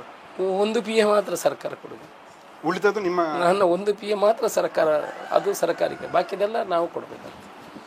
ಈಗ ನಾಡ್ದು CM ಬರ್ತಾ ಇದ್ದಾರೆ, ಪುತ್ತೂರಿಗೆ ಏನು ಘೋಷಣೆ ಮಾಡುವ ನಿರೀಕ್ಷೆಯಲ್ಲಿ ನೀವಿದ್ದೀರಿ? ಪುತ್ತೂರಿಗೆ ಏನು ಘೋಷಣೆ ಬೇಡ, ಮೆಡಿಕಲ್ ಕಾಲೇಜು ನಮಗೆ ಬೇಕಾಗೋದು ಅತ್ಯಂತ ಅವಶ್ಯಕತೆ. ಅದಕ್ಕೆ ಬೇಕಾಗುವಂಥ ವ್ಯವಸ್ಥೆಗೆ ಅವರು ಸರಿಯಾದ ಬಜೆಟನ್ನು ಕೊಟ್ಟು ಅವರು ಚಂದದಲ್ಲಿ ಹೋಗಲಿ, ಅದೇ ನಮ್ಮ ನಿರೀಕ್ಷೆ. ಈಗ ಇಲ್ಲಿನ ರೈತರದೊಂದು ನಿರೀಕ್ಷೆ ಇದೆ, ಈ ವರ್ಷ ಅತಿವೃಷ್ಟಿಯಾಗಿದೆ, ತುಂಬ ಅಡಿಕೆಗಳು ಕೊಳೆ ರೋಗಕ್ಕೆ ಹೋಗಿದೆ, ಹಾಗಾಗಿ ಈ ದಕ್ಷಿಣ ಕನ್ನಡ ಭೌಗೋಳಿಕವಾಗಿ ಇಲ್ಲಿ ಕೃಷಿ ಸಾಲ ಮನ್ನಾ ಮಾಡಬೇಕು ಇಂಥ ಏನಾದರೂ ಒಂದು ಬೇಡಿಕೆಯನ್ನು ಈಗಲೇ ಕೃಷಿ ಸಾಲ ಮನ್ನಾ ಮಾಡುವಂಥದ್ದು, ಹವಾಮಾನ ಆಧಾರಿತ ವಿಮೆ ಇದೆಲ್ಲ ಇದೆ. ಜನಗಳದನ್ನು ಮರೆತು ಬಿಟ್ಟು ಇನ್ನೊಂದು ಕೇಳ್ತಾರೆ, ಕೊಡಬಾರ್ದು ಅಂತಲ್ಲ, ಕೊಡಬೇಕು. ಅದಕ್ಕೆ ಸಮೀಕ್ಷೆಗಳು ನಡೀತಾ ಇದೆ. ಈ ಹವಾಮಾನ ಆಧಾರಿತ ವಿಮೆಯಲ್ಲಿ ಎಷ್ಟೋ ರೈತರಿಗೆ ದುಡ್ಡು ಬರ್ತದೆ, ಆನಂತರ ಲೋನು ಏನು ಸಾಲ ಮನ್ನಾ ಮಾಡಿದನ್ನು ಬರ್ತದೆ. ಇನ್ನಷ್ಟು ನಿರೀಕ್ಷೆಗಳು ಇದೆ, ಜನ ಇಲ್ಲ ಅಂತಲ್ಲ, ಕೊಡ್ಬೋದು, ಕೊಡಲಿಕ್ಕಿಲ್ಲ. ಅದರ ಬಗ್ಗೆ ಇಲ್ಲ, ಅದರ ಬಗ್ಗೆ ನಾವು ಬೇಡಿಕೆಗಳನ್ನು ಆಲ್ರೆಡಿ ಕೊಟ್ಟಿದ್ದೀವಿ. ಮಳೆಯಿಂದ ಹಾನಿಯಾಗಿದ್ದಕ್ಕೆ ಬೇಡಿಕೆಗಳನ್ನು ಕೊಟ್ಟಿದ್ದೀವಿ. ಸುಮಾರು ನಮ್ಮ ಈ ಭಾಗದಲ್ಲಿ ಸುಮಾರು 72 ಕೋಟಿ ರೂಪಾಯಿಗಳ ಬೇಡಿಕೆಯನ್ನು ನಾವು ಇಟ್ಟಿದ್ದೀವಿ. ವಿಟ್ಲ ಭಾಗದಲ್ಲಿ 30 ಕೋಟಿಯ ಬೇಡಿಕೆಯನ್ನು ಇಟ್ಟಿದ್ದೀವಿ. ಅದರ ಬಗ್ಗೆ ಸರ್ಕಾರ ಸಮೀಕ್ಷೆಗಳನ್ನು ನಡೆಸ್ತಾ ಇದೆ. ನಮಗೆ ಮೆಡಿಕಲ್ ಕಾಲೇಜನ್ನು ಕೊಡುವಂಥದ್ದು ಅದು ಬೇಕು. ಮತ್ತು ಈ ಕೃಷಿ ಹಾನಿಯ ಬಗ್ಗೆಯೂ ಮತ್ತು ಅಡಿಕೆಗೆ ತೊಂದರೆ ಆಗಿದ್ದಕ್ಕೂ ಕೂಡ ಪರಿಹಾರವನ್ನು ಕೇಳುವಂಥ ಕೆಲಸವನ್ನು ಮಾಡ್ತೀವಿ. ಈ 2.5 ವರ್ಷದಲ್ಲಿ ಎಷ್ಟು ಅನುದಾನ ತಂದ್ರಿ? 2 ವರ್ಷದಲ್ಲಿ 2,006 ಕೋಟಿ ರೂಪಾಯಿಯನ್ನು ತಂದಿದ್ವಿ. ಈ ವರ್ಷದ್ದು ಈಗ ಆಗಬೇಕಷ್ಟೇ. 2 ವರ್ಷದಲ್ಲಿ ಅಂದರೆ 3 ವರ್ಷದಲ್ಲಿ ಸಾಧಾರಣ ಈ ವರ್ಷದ ಬಜೆಟ್ ಇನ್ನು ಬಂದಿಲ್ಲ, ಇನ್ನು ಬರಬೇಕಷ್ಟೇ. ಈಗ 125 ಕೋಟಿ ರೂಪಾಯಿ ಕೊಟ್ಟಿದ್ದಾರೆ ನನಗೆ. ಅದನ್ನೆಲ್ಲ ಸೇರಿ ಎಲ್ಲ ಆದಾಗ ಸುಮಾರು 2,800 ಕೋಟಿ ರೂಪಾಯಿಗಳು ಆಗ್ಬೋದು. 2 ವರ್ಷದಲ್ಲಿ 2,006 ಕೋಟಿ ರೂಪಾಯಿ ಬಂದಿದೆ. ಇದು ಅನುದಾನ ಬಂದು ಟೆಂಡರ್ ಆಗಿರುವಂಥದ್ದು. ಗ್ಯಾರಂಟಿ ಸ್ಕೀಮಲ್ಲಿ ಎಷ್ಟು ದುಡ್ಡು ಬಂದಿದೆ ಏನಾದರೂ ನಿಮ್ಮ ಹತ್ರ ಲೆಕ್ಕಾಚಾರ ಇದೆ? ಗ್ಯಾರಂಟಿಯಲ್ಲಿ ನನಗೆ ನಿಖರವಾದ ಮಾಹಿತಿ ನನ್ನ ಹತ್ರ ಇಲ್ಲ. 98% ಜನ ಗ್ಯಾರಂಟಿಯನ್ನು ಬಳಕೆ ಮಾಡ್ತಾ ಇದ್ದಾರೆ. ಅಕ್ಕಿ ಆಗಲಿ, ಈಗ ಅಕ್ಕಿ 10 kg ಕೊಡೋದು ಜಾಸ್ತಿ ಆಗ್ತದೆ, ಅದಕ್ಕೆ ಬೇಳೆ, ಬೆಲ್ಲ, ಸಕ್ಕರೆ ಇದನ್ನು ಕೊಡುವಂಥ ಕೆಲಸ ಮಾಡ್ತದೆ. ಗ್ಯಾರಂಟಿಯಲ್ಲಿ 98% ಜನ ಇದನ್ನು ಬಳಕೆಯನ್ನು ಪಡ್ಕೊಂಡಿದ್ದಾರೆ, ಯಶಸ್ವಿಯಾಗಿ ನಡೀತಾ ಇದೆ. ಇದು ಅಡಿಕೆ, ಇದರಲ್ಲಿ ಎಳೆಚುಕ್ಕಿ ರೋಗ ಇದೆ ಮತ್ತು ಹಳದಿ ರೋಗ ಇದೆ. ಅದರ ಜೊತೆಗೆ ರಾಸಾಯನಿಕ ಕಂಪನಿಗಳು, ಅಂದರೆ ಕೆಲವು ಅನಧಿಕೃತ ರಾಸಾಯನಿಕ ಕಂಪನಿಗಳು ತುಂಬ ಮಾರ್ಕೆಟಲ್ಲಿದೆ. ತುಂಬ ಜನರು ಇದಕ್ಕೆ ಪರಿಹಾರ ಅಂತ ಹೇಳಿಕೊಂಡು ಬೇರೆ ಬೇರೆ ಔಷಧಿಯನ್ನು ಕೊಡುವುದು, ರೈತರು ಇದರಿಂದ ಮೋಸಕ್ಕೆ ಒಳಗಾಗುವುದು, ಇಂಥದ್ದೆಲ್ಲ ಆಗ್ತಾ ಇದೆ. ಇದರ ಬಗ್ಗೆ ಅಂದರೆ ಒಂದು ನಮ್ಮಲ್ಲಿ ಕೇಂದ್ರ ಸರ್ಕಾರ CPCRI ಇದೆ ಅಥವಾ ರಾಜ್ಯ ಸರ್ಕಾರ? ಕೇಂದ್ರ ಸರ್ಕಾರ CPCRI ಇದೆ. ಮತ್ತು ನಮ್ಮ ಶೋಭಾ ಕರಂದ್ಲಾಜೆ ಅವರು ಕೇಂದ್ರ ಸರ್ಕಾರದ ಕೃಷಿ ರಾಜ್ಯ ಸಚಿವರು. ನಾನು ಅವ್ರ ಹತ್ರನೂ ಮಾತಾಡಿದೆ. ಶೋಭಕ್ಕ ಒಳ್ಳೆಯದರಲ್ಲಿ ಮಾತಾಡಿದ್ದೀನಿ. ಶೋಭಕ್ಕ, ನೀವು ರಾಜ್ಯ ಸಚಿವರು ಇದ್ರಿ, ಒಂದು ಕೊಡುಗೆ ಕೊಡಿ, CPCRIಯನ್ನು ಅಪ್ಗ್ರೇಡ್ ಮಾಡಿ, CPS ಅನ್ನು ಅಡಿಕೆಗೆ ಬಳಕೆ ಮಾಡಿ, ಆನಂತರ ಏನಾದರೂ ಅನುದಾನಗಳನ್ನು ಕೊಡಿ ಅಂತೆಲ್ಲ ಕೇಳಿದ್ದೀನಿ. ನಾನು ಅವರನ್ನು ದೂರುದಂತಲ್ಲ, ನಾನು ಹಾಗೆ ಹೇಳಿದಾಗ ಏನು ಕೊಡ್ತಾರೆ ಅಂತ ಏನಾದರೂ ಕೊಡಲಿಕ್ಕೆ ಪ್ರಯತ್ನ ಮಾಡಿದರೆ ಒಳ್ಳೆಯದು ಅಂತ ನಾನು ಹೇಳುವಂಥದ್ದು. ಕೃಷಿಗೆ, ಅಡಿಕೆಗೆ ಅವಲಂಬಿತವಾಗಿರುವಂಥದ್ದು. ಅದಕ್ಕೆ ನಾವು ಪ್ರಯೋಜನ, ಅಡಿಕೆಯನ್ನು ಬಿಟ್ಟು ನಾವು ಯಾವುದೇ ಇದರ ರಾಜ್ಯಕ್ಕೆ ಮಾಡೋಂಗಿಲ್ಲ. ಅದರ ಪರವಾಗಿ ನಾವು ನಿಲ್ತೀವಿ, ಆ ಕೃಷಿಕ ಬೆಳೆಗಾರರ ಪರವಾಗಿ ನಾವು ನಿಲ್ಲುವಂಥ ಕೆಲಸವನ್ನು ಮಾಡ್ತೀವಿ. ಅದು ನೀವು ಈ ಬಾರಿ ಕೇಳುವ ನಿರೀಕ್ಷೆಯಲ್ಲಿ ಅಲ್ಲ, ಪ್ಯಾಕೇಜ್ ಕೇಳುವಾಗ ನಮಗೆ ಅವರು ಮರುಪ್ರಶ್ನೆಯನ್ನು ಮಾಡ್ತಾರೆ. ನೋಡಿ, ಹವಾಮಾನ ಆಧಾರಿತದಲ್ಲಿ 461 ಕೋಟಿ ರೂಪಾಯಿಯನ್ನು ಕೊಡ್ತೇವೆ, ನಿಮ್ಮ ಕೃಷಿಗೆ ಅಡಿಕೆಗೆ ಕೊಡೋದು, ಪುನಃ ನೀವು ಕೊಡ್ತೀರ ಅಂತ ಹೇಳಿದ್ರೆ ಎಷ್ಟು ಕೊಡೋದು ಅಂತ ಕೇಳ್ತಾರೆ. ಅದನ್ನು ನಾವು ಒಪ್ಪಬೇಕಲ್ಲ. ಕೊಡಲಿಲ್ಲ ಅಂತಲ್ಲ, ಕೊಟ್ಟಿದ್ದಾರಲ್ಲ, ಎಷ್ಟೋ ಜನರಿಗೆ ಪ್ರಯೋಜನ ಇದೆ ಅಲ್ಲ. ಈ ಗ್ಯಾರಂಟಿ ಸ್ಕೀಮಿನಿಂದಾಗಿ ಹಣ ಇಲ್ಲದೆ ಮೆಡಿಕಲ್ ಕಾಲೇಜಿಗೆ ಹಣ ಬರ್ತಾ ಇಲ್ಲ. ಹೌದೌದು, ಖಂಡಿತ ಇಲ್ಲ. ಅದೆಲ್ಲ ಬೇರೆ ಬೇರೆ. ಈಗ 2,006 ಕೋಟಿ ರೂಪಾಯಿಗೆ ಬಂತು. ಕುಡಿಯುವ ನೀರಿಗೆ ಒಂದೇ ಟೆಂಡರು ದಾಖಲೆ ನೋಡಿ, 1,004 ಕೋಟಿ ರೂಪಾಯಿ 6 ಕೋಟಿ ರೂಪಾಯಿ ಬಂದಿದೆ. ಆಗಲಿಲ್ವಾ? ದುಡ್ಡು ರಿಲೀಸ್ ಆಗಲಿಲ್ವಾ? ದುಡ್ಡು ತರಲಿಕ್ಕೆ ಗೊತ್ತಿರಬೇಕು, ಅಂದರೆ ಸಿಗ್ತದೆ. ಈಗ ನಮಗೆ ಟ್ರ್ಯಾಕ್ ಬಂತು, RTO ಟ್ರ್ಯಾಕ್, ಎಲ್ಲಿಗೆ ಸಿಕ್ಕಿದ್ದು? ಅದು ಕೆಲಸಗಳು ಶುರುವಾಗದೆ RTO ಟ್ರ್ಯಾಕ್ ಸಿಕ್ಕಿದೆ ಎಲ್ಲಿಗೆ? ಉಡುಪಿದು. ಉಡುಪಿಯವರು ಜಾಗ ಕೊಡಲಿಲ್ಲ.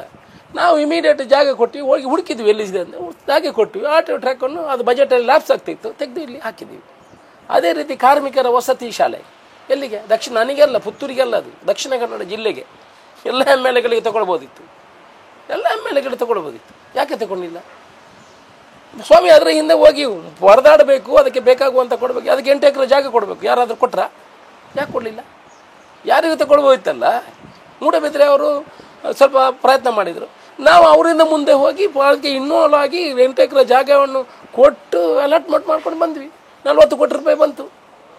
ಹಾಗೆ ಫಾಲೋಅಪ್ ಮಾಡಬೇಕು. ಮೈಕಕ್ಕೆ ಸೀಮಿತ ಆದರೆ ಆಗುವುದಿಲ್ಲ. ಮೈಕದಲ್ಲಿ ಹೇಳಿದನ್ನು ಇಂಪ್ಲಿಮೆಂಟೇಷನ್ ಮಾಡಬೇಕು. ಅದೇ ಪುತ್ತೂರಿನ ಲವ್ ಸೆಕ್ಸ್ ಧೋಕಾ ಪ್ರಕರಣ ಭಾರಿ ದೊಡ್ಡ ಸುದ್ದಿ ಆಯಿತು. ಯಾವುದು? ಶ್ರೀಕೃಷ್ಣ ಜಯರಾವ್ ಅಂತ ಒಬ್ಬ ಯುವಕ ಒಂದು ತನ್ನ ಸಹಪಾಠಿಯನ್ನು ಗರ್ಭಿಣಿಯಾಗಿಸಿ ಮಗು ಕೊಟ್ಟ. ಆ ಸಂದರ್ಭದಲ್ಲಿ ಅಂದರೆ ಅವರು ಕೋರ್ಟ್ ಸ್ಟೇಷನ್ಗೆ ಕೇಸು ಕೊಡಲಿಕ್ಕೆ ಹೋದಾಗ ನಿಮಗೆ PG ಅಂದರೆ ನಿಮ್ಮ ಆಪ್ತ ವಲಯದಲ್ಲಿ ಗುರುತಿಸಿಕೊಂಡಿದ್ರಂತೆ, ಗೊತ್ತಿಲ್ಲ ನನಗೆ. PG ಅವರು BJP, ನನ್ನ ಆಪ್ತ ವಲಯ ಇಲ್ಲ. ನಿಮ್ಮ ಹತ್ರ ತುಂಬ ಅವರು ನಗರಸಭಾ ಸದಸ್ಯ ಜಗನೇಶ್ವರರಾವ್, ಅವ್ರು BJP ಅಲ್ಲ, ನಿಮ್ಮ ಆಪ್ತರಂತೆ. ಹೌದಾ? ನನಗೆ ಆಪ್ತರಂತಲ್ಲ, ಪರಿಚಯಸ್ಥರು. ಮಹಾಲಿಂಗೇಶ್ವರ ದೇವರ ಕೆಲಸ ಮಾಡ್ತಾಯಿದ್ರು. ಅದಕ್ಕೆ ಅವರ ಮೇಲೆ ನನಗೆ ಒಳ್ಳೆ ಅಭಿಪ್ರಾಯ ಇತ್ತು. ಒಂದು ದೇವರ ಕೆಲಸ ಮಾಡುವವರಂತ ಅಭಿಪ್ರಾಯ ಇತ್ತು. ಮತ್ತು ಅವರು BJP ಪಕ್ಷದ ಅಧ್ಯಕ್ಷರಾಗಿದ್ದವರು. ನಿಮಗೆ ಕಾಲ್ ಮಾಡಿದ್ರಂತೆ, ನಮ್ಮದು ಹೀಗೀಗೆ ಆಗಿದೆ, ನಾನು ಮದುವೆ ಮಾಡಿಸಿಕೊಡ್ತೇನೆ, ಹಾಗಾಗಿ ನೀವು ಯುವತಿಯ ಮನೆಯವರ ಹತ್ರ ಮಾತಾಡಬೇಕು, ಅದನ್ನೊಂದು ನಮಗೆ ಒಂದಷ್ಟು ಕಾಲಾವಕಾಶ ತೆಗೆಸಿಕೊಡ್ಬೇಕು, ಕೇಸ್ ಆಗದಂತೆ ನೋಡಿಕೊಳ್ಬೇಕು ಅಂತ. ನೋಡಿ, ಅವರು ಇಬ್ಬರು ಹೋಗಿ ಸ್ಟೇಷನಿಂದ ನನಗೆ ಫೋನ್ ಮಾಡಿದ್ರು. ನಾನು ಹೇಳಿದೆ ಅವರಿಗೆ, ನೋಡಿ ಅವಳು ಗರ್ಭಿಣಿ ಆದರೆ ನಿಮ್ಮ ಮಗ ಅವಳನ್ನು ಮದುವೆ ಆಗಬೇಕು. ಅದಕ್ಕೆ ಇಬ್ಬರು ಒಪ್ಪಿದ್ರು. ಯಾರು? ಈ ಯಂಗ್ಸ್ಟಿಗೆ ನಾನು ಫೋನಲ್ಲಿ ಮಾತಾಡಿದೆ, ನೋಡಿ ನೀವು ಕೇಸ್ ಕೊಡ್ತೀರಾ ಅಲ್ಲ ಮದುವೆಗೆ? ಅವ್ರು ಕೇಸ್ ಕೊಟ್ಟರೆ ಅಲ್ಲೇ ಬ್ರೇಕ್ ಆಯಿತು. ಅವತ್ತೇ ಬ್ರೇಕ್ ಆಗ್ತಿತ್ತು. ಅವತ್ತು ಬ್ರೇಕ್ ಆಗೋದಿಲ್ಲ, ಎಲ್ಲಾದರೂ ಅವರು ಮಾಡಿಕೊಂಡು ಏನಾದರೂ ಮ್ಯಾನೇಜ್ಮೆಂಟ್ ಮಾಡ್ಕೊಂಡು ಮಾಡ್ತಾರ ಅಂತ ಹೇಳ್ಬಿಟ್ಟು ಅವರನ್ನು ಒಪ್ಪಿಸಿದರೆ ನಾನು ಕಾನೂನಾತ್ಮಕವಾಗಿ ಕೆಲಸ ಮಾಡಿದೆ. ಇಬ್ಬರ ಹತ್ರನೂ ಕೂಡ ಸ್ಟೇಷನಲ್ಲಿ ಮುಚ್ಚಲಿಕ್ಕೆ ಬರೆದು ಕೊಟ್ಟಿದ್ದಾರೆ. ನಾನು ಈಗ ಹುಡುಗನ ಕಡೆಯವರು ಬರೆದೆ, ನಾನು ಅವಳನ್ನು ಮದುವೆ ಆಗ್ತೀನಿ. ಹುಡುಗಿಯವರು ಒಪ್ಪಿದ್ದಾರೆ, ಅವರು ನಾಡಿದ್ದು ಅವ್ನಿಗೆ 22 ವರ್ಷ ಆಗ್ತದೆ, ಆಗ ಮದುವೆ ಆಗ್ತಾರೆ ಅಂತ ಮುಚ್ಚಲಿಕ್ಕೆ ಕಾನೂನು ಪ್ರಕಾರವಾಗಿಯೇ ಮಾಡಿದೆ. ನನಗೆ ಫೋನ್ ಮಾಡಿದ್ದಕ್ಕೆ ಅವರು ಇಬ್ಬರು ಒಪ್ಪುದಿದ್ರೆ ಒಳ್ಳೇದಾಗಲಿ ಅಂತ ನಾವು ಮದುವೆ ಆಗಲಿಕ್ಕೆ ಟ್ರೈ ಮಾಡಿದ್ದೀನಿ. ಅವರು ಮದುವೆ ಆಗೋದಿಲ್ಲ ಅಂತ ಯಾರನ್ನಾದರೂ ಒಬ್ಬರನ್ನು ಕೈ ಹಿಡಿದು ಮದುವೆ ಮಾಡ್ಲಿಕ್ಕೆ ಆಗ್ತದೆ? ಈಗ ಯಾರೆಲ್ಲ ಮಾಧ್ಯಮದಲ್ಲೆಲ್ಲ ಬೈಟ್ ಕೊಡ್ತಾರಲ್ಲ, ನಾನು ಹಾಗೆ ಮಾಡ್ತೀನಿ, ಇವರು ಕೈ ಹಿಡಿದು ಒಬ್ಬರನ್ನು ಕೈ ಹಿಡಿದು ತಗೊಂಡು ಬಂದು ಅಶೋಕ್ ರೈ ಕರ್ಕೊಂಡು ಮದುವೆ ಮಾಡು ಅಂತ ಹೇಳಲಿಕ್ಕೆ ಅದು ಸಂಸಾರ ಮಾಡುತ್ತಾನೆ? ಮಾಡಲಿಕ್ಕೆ ಆಗ್ತದ? ಕೋರ್ಟ್ ಮಟ್ಲಿ ಹೇಳಿದೆ, ಕೋರ್ಟಲ್ಲಿದೆ. ಅದು ಬಿಟ್ಟು ಅಶೋಕ್ ರೈ ಅವರು ಅವತ್ತು ಫೋನ್ ಮಾಡಿ ಹೇಳಿದರು ಅವರು ಮದುವೆ ಮಾಡಿಸ್ಬೇಕು. ನೋಡಿ, ನಾನೊಬ್ಬರು ಬೇರೆ ಒಂದು ಜನ ಕೊಡ್ತೀನಿ, ಅವರೊಮ್ಮೆ ಮದುವೆ ಮಾಡಿಸ್ಲಿ ನೋಡ. ಮೈಕಲ್ಲೆಲ್ಲ ಕರೆದು ಮಾತಾಡಿಸಿದ್ದೀನಿ. ಅವ್ರಿಗೆ ನಾವು ಆ ಹುಡುಗನ ಹತ್ರ ಮಾತಾಡಿದ್ದೀನಿ, ನಾನು ಆಗುವುದೇ ಇಲ್ಲ ಅಂತ ಹೇಳಿದ. ನಾನು ಆಗುವುದೇ ಇಲ್ಲ ಮದುವೆ. DNA ಬಂದ ಮೇಲಾದ್ರೆ ಏನಾದರೂ ಪ್ರಯತ್ನ? It is in the court. ಕಾನೂನು ಪರಿಮಿತಿಯಲ್ಲಿದೆ. ಈಗ ನೀವೆಲ್ಲ ಹೋಗಿ, ಈಗ ಅವರು BJP ಅವರೆಲ್ಲ ಹೋಗಿ ಅವ್ರ ಹತ್ರ ಮದುವೆ ಮಾಡಿ ಅಂತೆಲ್ಲ ಆಗ್ತದ? ಯಾರನ್ನು ಇದರಲ್ಲಿ ದೂರುವುದು ತಪ್ಪು ಸ್ವಾಮಿ. ಅವು BJP ಇರಲಿ, ಕಾಂಗ್ರೆಸ್ ಇರಲಿ, ಒಬ್ಬನಿಗೆ ಸುಮ್ಮನೆ ಯಾರೆಲ್ಲ ಬೊಗಳ್ತಾರೆ, ಆ ಮೈಕ್ ಸಿಕ್ಕಿದೆ ಅಂತ ಹೇಳ್ಬಿಟ್ಟು ಅಲ್ಲೆಲ್ಲ ಯಾರೆಲ್ಲ ಬೊಗಳ್ತಾರೆ, ಆ ಬೊಗಳವ್ರು ಹೋಗಿ ಮದುವೆ ಮಾಡಲಿ ಅಂತೆ. ಅಲ್ಲಿ ಹೊಡ್ತಾರಲ್ಲ, ನಾನು ಅದು ಮಾಡ್ತೀನಿ ಇದು ಮಾಡ್ತೀನಿ ಅಂತ. ಏನು ಮಾಡಿದ್ರಿ ಇವತ್ತಿನವರೆಗೆ? ಆ ಹೆಣ್ಣು ಮಗಳಿಗೆ ನ್ಯಾಯ ಕೊಡಬೇಕು, ಕರೆಕ್ಟ್, ನಾನು ಒಪ್ತೀನಿ, ಅವನ ಧರ್ಮ ಮದುವೆ ಆಗುವಂಥ. ಆದರೆ ನಾವು ಕೈ ಹಿಡಿದು ಮದುವೆ ಮಾಡಲಿಕ್ಕೆ ಸಾಧ್ಯ ಇದೆಯಾ? ಕಾನೂನಲ್ಲಿ ಅದಕ್ಕೆ ಏನು ಅವ್ರಿಗೆ ಆದೇಶ ಬರ್ತದೆ, ಜಜ್ಮೆಂಟ್ ಬರ್ತದೆ, ಅದರ ಪ್ರಕಾರ ನಡಿಬೇಕು. ಆ ಕಾನೂನಲ್ಲಿ ಆದೇಶ ಬಂದಿದೆ, ಇಂಪ್ಲಿಮೆಂಟೇಷನ್ ಮಾಡಿಸಿ ಅಂತ ಹೇಳಿದ್ರೆ ನಾವು ಸರ್ಕಾರದ ಇತಿಮಿತಿ ಒಳಗೆ ಅದನ್ನು ಇಂಪ್ಲಿಮೆಂಟ್ ಮಾಡಲಿಕ್ಕೆ ನೀವು ನನ್ನ ಹತ್ರ ಇರ್ಬೋದು. ನೋಡಿ, ಕಾನೂನಲ್ಲಿ ಅವನು ಮದುವೆ ಆಗಬೇಕಂತ ಬಂದಿದೆ ಜಜ್ಮೆಂಟು, ನೀವು ಮಾಡಿಸಿ, ನೀವು ಕಾನೂನು ಪ್ರಕಾರದನ್ನು ಮಾಡಿಸಿ, ನಾನು ಒಪ್ತೇನೆ. ನಾನು ಅಧಿಕಾರಿಗಳ ಹತ್ರ ಹೇಳಿ ಹೇಗೆ ಬೇಕು ಅದನ್ನು ಮಾಡಬೇಕು. ಇಲ್ಲ ಅವರನ್ನು ಕೈ ತಂದು ಮದುವೆ ಮಾಡಿ ಅಂತ ಹೇಳಿದರೆ ಈ ಮೈಕಲ್ಲಿ ಹೇಳಿದವರು ಎಲ್ಲೂ ಹೋದರು. ಅಲ್ಲಿ ಕರ್ಕೊಂಡು ಹೋಗ್ತೀನಿ, ಇಲ್ಲಿ ಕರ್ಕೊಂಡು ಹೋಗ್ತೀನಿ. ನಾನು ಅವತ್ತೇ ಹೇಳಿದ್ದೆ, ಸುರುಗೆ ಎಲ್ಲರೂ ಬಂದು ಪೋಸ್ಟ್ ಕೊಟ್ಟು ವಾಟ್ಸಪ್ಪಲ್ಲಿ ಫೋಟೋ ಹಾಕಲಿಕ್ಕೆ ತುಂಬ ಜನ ಇರ್ತಾರೆ, ಲಾಸ್ಟಿಗೆ ಯಾರು ಇರೋದಿಲ್ಲ ಅಂತ. ಹಾಗಾದ್ರೆ ನೀವು ಹೇಳಿದು ನ್ಯಾಯ ಕೊಡಬಾರ್ದು ಅಂತ. ನ್ಯಾಯ ಕೊಡಬೇಕು. ಹುಡುಗ ಮಾಡಿದ್ದು ತಪ್ಪೇ. ಹುಡುಗನ ತಂದೆ ತಾಯಿ ಕೂಡ ಅವತ್ತು ಬರೆದು ಕೊಟ್ಟಿದ್ದಾರೆ, ಮದುವೆ ಆಗಬೇಕು. ಕಾನೂನು ಹೋರಾಟದಲ್ಲಿದೆ, ಹೇಗೆ ಆಗ್ತದೆ ಮಾತಾಡಿಸಿದ್ರೆ ಅವರು ಒಪ್ಪಲಿಲ್ಲ. ನಾನು ಇಬ್ಬರಿಗೂ ಹೇಳಿದ್ದೀನಿ, ಜಗನ್ನಿವಾಸರಾವ್ ಅವ್ರಿಗೆ ಹೇಳಿ, ಅವನ ಮಗನಿಗೂ ಮಾತಾಡಿದ್ದೀನಿ. ನೋಡಿ, ಜೈಲಿಂದ ಬಂದ ಮೇಲೆ, ಜೈಲಿಂದ ಹೋಗೋ ಮೊದಲು, ಜೈಲಿಂದ ಬಂದ ಮೇಲೆ ನಾನು ಹೇಳಿದ್ದೀನಿ, ನೋಡಿ ಇನ್ನೂ ಕಾನೂನಿನ ಹೋರಾಟ ಆಗ್ತದೆ, ದಯಮಾಡಿ ನೀವು ಮದುವೆ ಆಗಿ ಅವನಿಗೆ ನ್ಯಾಯ ಕೊಡಿ, ಅವರವರು ಒಳ್ಳೆಯದರಲ್ಲಿ ಇರಲಿ. ಎಲ್ಲ ಬ್ಯೂಟಿ ಈಸ್ ನಾಟ್ ಎವ್ರಿಥಿಂಗ್. ಒಳ್ಳೆ ಹಾರ್ಟ್ಗಳು ಬೇಕು, ಒಳ್ಳೆ ಮನಸ್ಸುಗಳು ಬೇಕು, ಒಳ್ಳೆ ಬಾಂಧವಗಳು ಬೇಕು. ಒಳ್ಳೆ ಬ್ಯೂಟಿ ಇದ್ದರೆ ಎಲ್ಲದ ಆಯಿತಾ, ಆಗೋದಿಲ್ಲಲ್ಲ. ಅದಕ್ಕೆ ಹೇಳಿದ್ವಿ. ಬಟ್ ಅವರ ಮನಸ್ಸು ಸ್ಥಿತಿ ಹೇಗಿದೆ ಅಂತ ನನಗೆ ಗೊತ್ತಿಲ್ಲಲ್ಲ. ನಾನು ಫೋರ್ಸ್ ಮಾಡಿ ನೀನು ಮದುವೆನೇ ಆಗಬೇಕು, ನಾನು MLA ಅಂತ ಹೇಳಿದ್ರೆ ಮದುವೆ ಆಗ್ತಾನೆ, ನಾನು ಅವರಿಗೆ ಊಟ ಹಾಕುದ? ಹಾಗಲ್ಲ, ಬಹಳಷ್ಟು ರೋಡಿನ ಸಮಸ್ಯೆಗಳನ್ನು ನೀವು 30 ವರ್ಷ ಕಳೆದದನ್ನು ಈ ಕೋಡಿಂಬಾಡಿ, ಇಲ್ಲಿ ಹತ್ತಿರದ ಕೋಡಿಂಬಾಡಿಯಲ್ಲೇ ನೀವು ಪರಿಹಾರ ಮಾಡಿದ್ದೀರಿ. ಇದೇ ಒಂದು 2 ಕುಟುಂಬ ಒಟ್ಟಿಗೆ ಕೂರಿಸಿ ಒಂದು ಮಾತುಕತೆ ಮಾಡಿಸ್ಬೋದಿತ್ತಲ್ಲ. ನೋಡಿ, ರೋಡ್ ಮಾಡುವಂಥದ್ದು JCBಯಲ್ಲಿ ಅಗ್ದು ಮಾಡೋದು, ಇದು 2 ಕುಟುಂಬಗಳ ಸಂಬಂಧ, 2 ಕುಟುಂಬಗಳ ಸಂಬಂಧ. ನೀವೆಲ್ಲ ಮಾಧ್ಯಮದವರು ಸೇರಿ ಒಮ್ಮೆ ಅವರು ಸಮಾಧಾನ ಮಾಡಿ, ಮತ್ತೆ ನಾನು ಸೇರ್ತೀನಿ. ನೀವು ಮಾಧ್ಯಮದವರೆಲ್ಲ ಸೇರಿ ಅವರಿಗೆ ಸಮಾಧಾನ ಮಾಡಿ. ಅಲ್ಲ, RSSಗೆ ಸರ್ಕಾರಿ ಮೈದಾನಗಳಲ್ಲಿ ಅವಕಾಶ ಕೊಡಬಾರ್ದು ಅನ್ನುವಂಥ ಪತ್ರವನ್ನು ನಿಮ್ಮ ಸರ್ಕಾರದ ಸಚಿವರೊಬ್ಬರು CMಗೆ ಬರೆದಿದ್ದಾರೆ. ಇದು ತಪ್ಪು ಅನ್ನುವಂಥ ಒಂದು ವಾದವನ್ನು BJPಯವರು ಮಾಡ್ತಾ ಇದ್ದಾರೆ. ಅಲ್ಲಲ್ಲ, ನೋಡಿ, RSSಗೆ ಅಂತಲ್ಲ, ಸರ್ಕಾರದ ರೂಲ್ಸ್ ಇದೆ. ನೀವೊಂದು ಕಾರ್ಯಕ್ರಮ ಸರ್ಕಾರಿ ಶಾಲೆಯಲ್ಲಿ ಮಾಡಿ ಅಂತ ಆಗ್ತದೆ, ಮೊದಲು ಮಾಡ್ತಾಯಿತ್ತು, ಈಗ ಆಗೋದಿಲ್ಲ. ಯಾವುದೇ ಪ್ರೈವೇಟ್ ಕಾರ್ಯಕ್ರಮಗಳನ್ನು ಸರ್ಕಾರಿ ಶಾಲೆಯಲ್ಲಿ ಮಾಡಬಾರ್ದು ಅಂತ ಅದು ಕಾಮನ್ ಮೊದಲಿಂದ ಇದೆ. ಇದೇನೇ ಅಂತ ಇದಕ್ಕೆ ಬಣ್ಣ ಕಟ್ಟುವಂಥದ್ದು, ಇದು ಮಾಡುವಂಥದ್ದು, ಇನ್ನೊಂದು ಸಂಘಟನೆಗಳ ಮೇಲೆ ಗೂಬೆ ಕೂರಿಸುವಂಥದ್ದು, ಪಕ್ಷದ ಮೇಲೆ ಗೂಬೆ ಕೂರಿಸುವಂಥದ್ದು ಸರಿಯಲ್ಲ. ಇದು ಸರ್ಕಾರಿ ಶಾಲೆಗಳಲ್ಲಿ ಯಾವುದೇ ಪ್ರೈವೇಟ್ ಕಾರ್ಯಕ್ರಮಗಳನ್ನು ಮಾಡಬಾರ್ದು, ಅದು ಯಾವುದೇ ಧರ್ಮದಿರಲಿ ಮಾಡಬಾರ್ದು ಅಂತ ಕಾನೂನು ಇದೆ, ಅದನ್ನು ಪಾಲನೆ ಮಾಡಬೇಕು ಅಂತ ಅಷ್ಟೇ. ಉಪಮುಖ್ಯಮಂತ್ರಿ DK ಶಿವಕುಮಾರ್ ಅವರು ದಕ್ಷಿಣ ಕನ್ನಡ ಜಿಲ್ಲೆ ರಾತ್ರಿ 7 ಗಂಟೆ ಆದಾಗ ಡೆಡ್ ಆಗ್ತದೆ, ಇಲ್ಲಿ ಪ್ರವಾಸೋದ್ಯಮ ಬೆಳಿಬೇಕು ಅಂತೆಲ್ಲ ಮಾತಾಡ್ತಾರೆ. ಅದರ ಇದ್ದ ಅವರದ್ದು ಹಿಡನ್ ಅಜೆಂಡಾ ಇದೆ, ತುಂಬ ಇನ್ವೆಸ್ಟ್ ಮಾಡಿದ್ದಾರೆ ಬೀಚ್ ಸೈಡಲ್ಲೆಲ್ಲ ಅಂತ ಹೇಳ್ತಾರೆ. ಹೌದೌದು ಸರ್. ನೋಡಿ, ನಾನು ಈ ದಕ್ಷಿಣ ಕನ್ನಡ ಜಿಲ್ಲೆಯವರಿಗೆ ಕೈ ಮುಗಿಯೋದು, ನಿಮಗೆ ಕೈ ಮುಗಿತೀನಿ ಸ್ವಾಮಿ. ಇಷ್ಟು ವರ್ಷದಿಂದ ದಕ್ಷಿಣ ಕನ್ನಡದ ಜಿಲ್ಲೆಯ ಬಗ್ಗೆ ಯಾವ ಶಾಸಕರೂ ಕಾಳಜಿ ವಹಿಸಲಿಲ್ಲ, ಯಾವ ಮಂತ್ರಿಗಳು ಕಾಳಜಿ ವಹಿಸಲಿಲ್ಲ, ಯಾರೂ ಅದರ ಬಗ್ಗೆ ಮಾತಾಡೋದವರು ಏನಿಲ್ಲ. ಹಿಂದುತ್ವ ಅದು ಇದು ಮಾಡಿಯೇ ರಾಜ್ಯಕ್ಕೆ ಮಾಡಿದವರು ಇರು. ಈ ರಾಜ್ಯದ ಉಪಮುಖ್ಯಮಂತ್ರಿ ಈ ದಕ್ಷಿಣ ಕನ್ನಡ ಜಿಲ್ಲೆಯ ಬಗ್ಗೆ ಕಾಳಜಿ ವಹಿಸಿದ್ದಾರೆ, ಅದರ ಬಗ್ಗೆ ಆಸಕ್ತಿ ವಹಿಸಿದ್ದಾರೆ, ಇದನ್ನು ಅಭಿವೃದ್ಧಿ ಮಾಡಬೇಕು ಅನ್ನೋವಂಥ ಸ್ವಲ್ಪ ಕನಸನ್ನು ಕಂಡಿದ್ದಾರೆ.